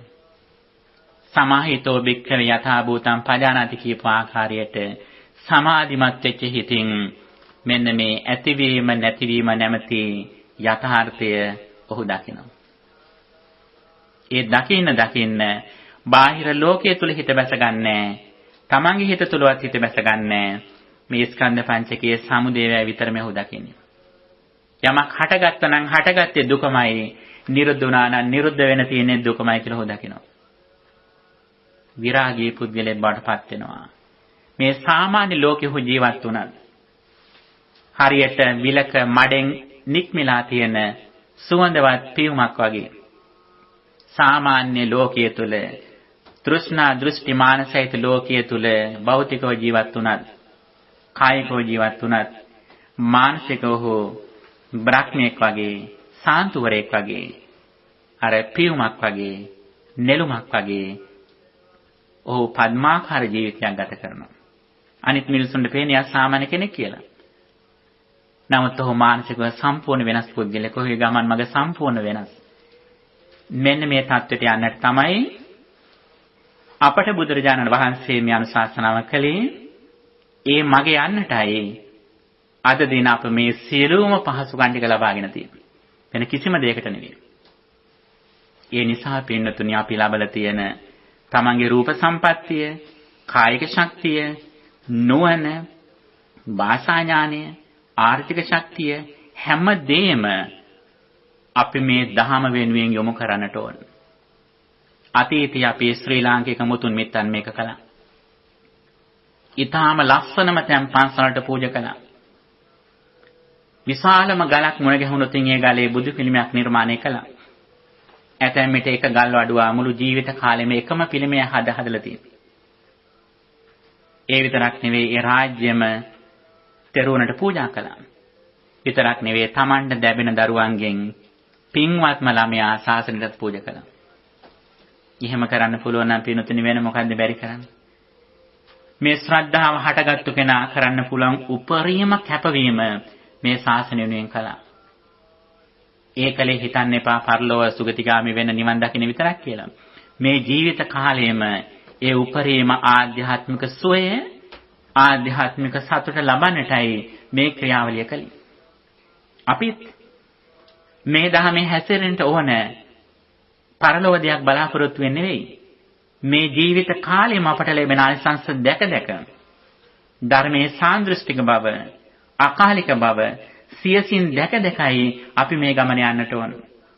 එක දවසක තමන් විනාඩි 10ක් මෛත්‍රී භාවනා වැඩුවත් ඒ දවසේම ඔබට මේකේ ආනිසංස දැක ගන්න පුළුවන්. බුදුරජාණන් වහන්සේ දේශනා කළේ ඒකයි මේ ධම අකාලිකයි කියලා. වෙනත් අය බුදුහාඳුරන්ට දෝෂාරෝපණය කළා. ඇයි බුදුහාඳුරනේ මෙච්චර මේ මිනිසුන්ට ඉක්මනට ප්‍රතිඵල ලබා ගන්න තියෙන වෙලහෙළදාම් ගොවිතැන් ආදියට වඩා ඔබ වහන්සේ මේ ධර්ම දේශනා කරන්න කියලා. බුදුහාඳුරෝ ඊටාම පැහැදිලිව දේශනා කළා ඒ හැම දෙයකටම වඩා ඉක්මනින්ම ප්‍රතිඵල ලැබෙන දේ තමයි ධර්මයේ හැසිරීම කියලා. දැන් බලන්න අපි උපාධි සාතිකයක් ගන්න ගියත් නේ අඩුම ගානේ අවුරුදු 20ක්වත් ගත වෙනවනේ. අර කොල කැලක් ගන්න. ඒකත් අඛණ්ඩව පාසල් යන්න ඕනනේ. බැරි වෙලාවත් මේ මැද දෙක අවුරුද්දක් පාසල් නොගියොත් මොකද්ද වෙන්නේ? එක මාසයක් නොගියොත් මොකද්ද වෙන්නේ? අර ඉලක්කයට යන්න බෑ. එතකොට එහෙම කැපවීමක් කරන්නට ඕන එච්චර දීර්ඝ කාලයක් ඒ දේ ගන්න රැකියාවක් ගන්න. නමුත් ඒ කරන කැපවීමෙන් අපි දහමට කොයිතරම් කැපවීමක් දාලාද තියෙන්නේ කියලා තමම තමන් ගැන බලන්න. එතකොට අපිට ප්‍රතිඵල අඩුයි නම් ඇයි අඩුයි කියලා කියන්නේ? එකක් තමයි අපට මේ දහමෙන් මෙලවදීම ආනිසංස ලැබෙනවා කියන එක ගැන විශ්වාසයක් අපට නැහැ.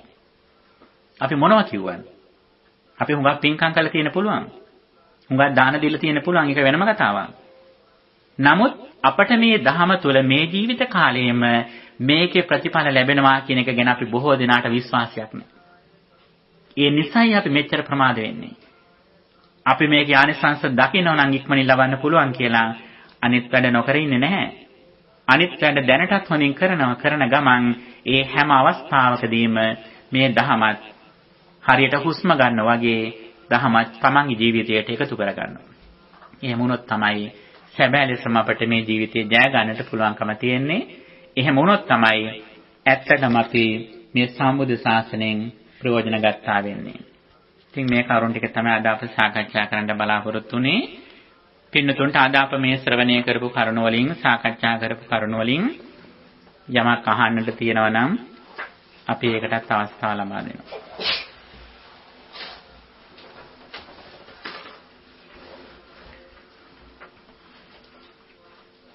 අද අප සාකච්ඡා කළේ ප්‍රධාන මාතෘකාව පටිච්චසමුප්පාදය. මේ පටිච්චසමුප්පාදයෙන් කලින් අපි සම්මුති සත්‍ය තුල ඉඳගෙන ස්වර්ගගාමී මාර්ගය සාකච්ඡා කළා. කොහොමද අපි සුගතිගාමී වෙන්නේ කියන එක.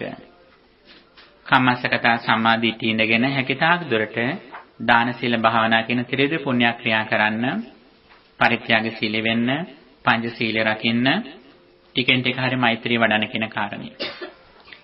ඒ යානිසංස විදියට තෙරුවන තමන්ගේ ජීවිතේ රැකවරණයක් වෙනවා.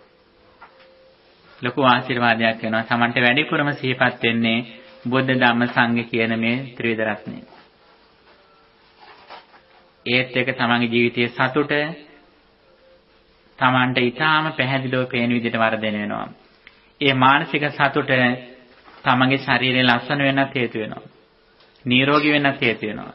දිගාසිරි ලබන්නත් හේතු වෙනවා. තමන්ගේ කටහඬ ලස්සන වෙන්නත් ඒක හේතු වෙනවා. යසියාට වඩා මිය රකින්න දහම නිසා පින්නතුනි අපට දහම කියා දෙන හොඳ කල්යාණ මිත්‍රයන් ලෝකේ කොහේ හිටියත් අපට මුණ ගැහෙනවා. මේක තමයි මේ සත්පුරුෂ දහමෙන් ලැබෙන අපට ලොකුම ආනිසංසය. කොමක් වදියක් අහන්න තියෙනවා නම් අහන්න පුළුවන්.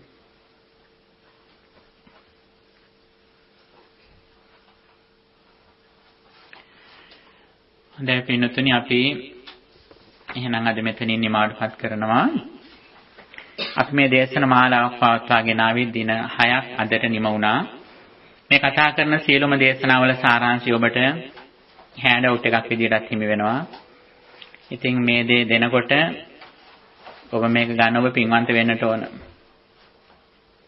මේක ඉතින් බලෙන් දෙන්න පුළුවන් දෙයක් නෙවෙයි. ඔබ මේකේ වටිනකම තේරුම් ගන්න ඕන.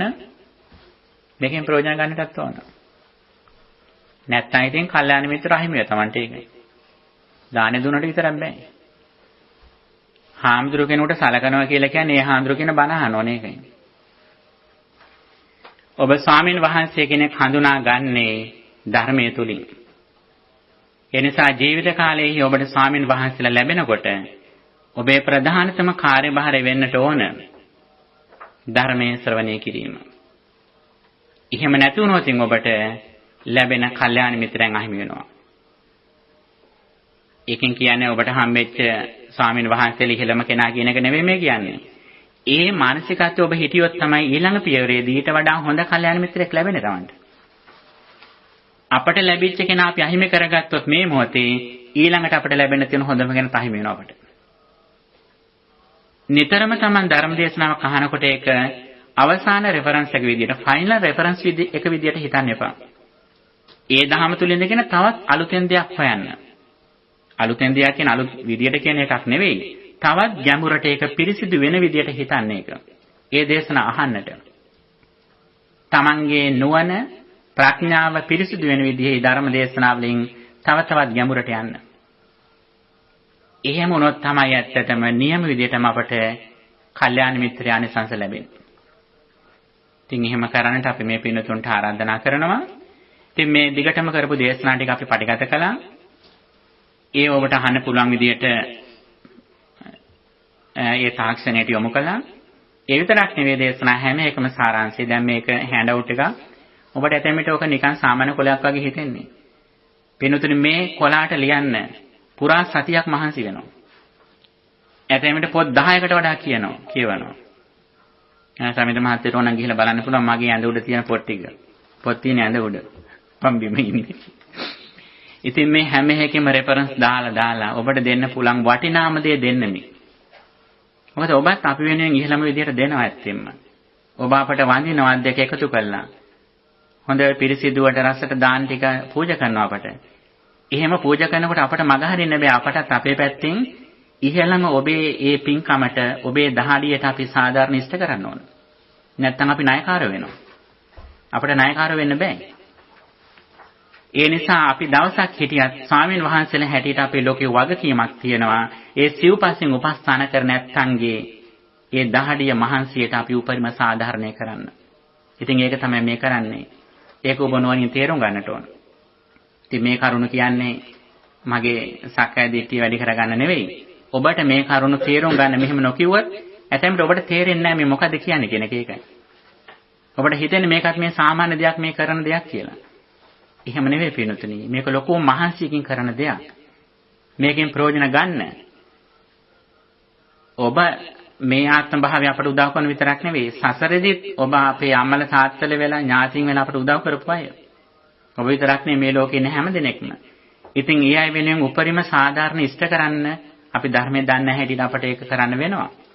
ඉතින් ඒ දේ කරන්නේ ඒ දේ ඔබ ගන්න බුද්ධිමත් වෙන්න, ඒ දේ ගන්න ඔබ උපරිම උත්සාහයෙන් කටයුතු කරන්න. ඒ සඳහා ඔබට ශක්තිය, ධෛර්යය, වාසනාව ලැබේවා කියලා අපි ප්‍රාර්ථනා කරනවා. රැස් කරගත් නියුතුම් පින්කමලානිසංසෙන් අප නමින් මේගේ ඥාතිහුද මේ පිණිස සුවපත් වෙත්වා. මේ ජීවිත කාලය විතරක් නෙවෙයි. සසර ජීවිතයේ පුරාම අපට මුණ ගැහිලා අම්මල තාත්තල වෙලා ලෙයින් දහඩියෙන් කිරෙන අපව පෝෂණය කරපු අපේ දෙමව්පියන්ට අපට ශිල්ප ශාස්ත්‍රයේ දීපු අපේ ආදරණීය ගුරුවරුන් ඇතුළු සසරගත යම්තාක් ඥාතීන් අපේ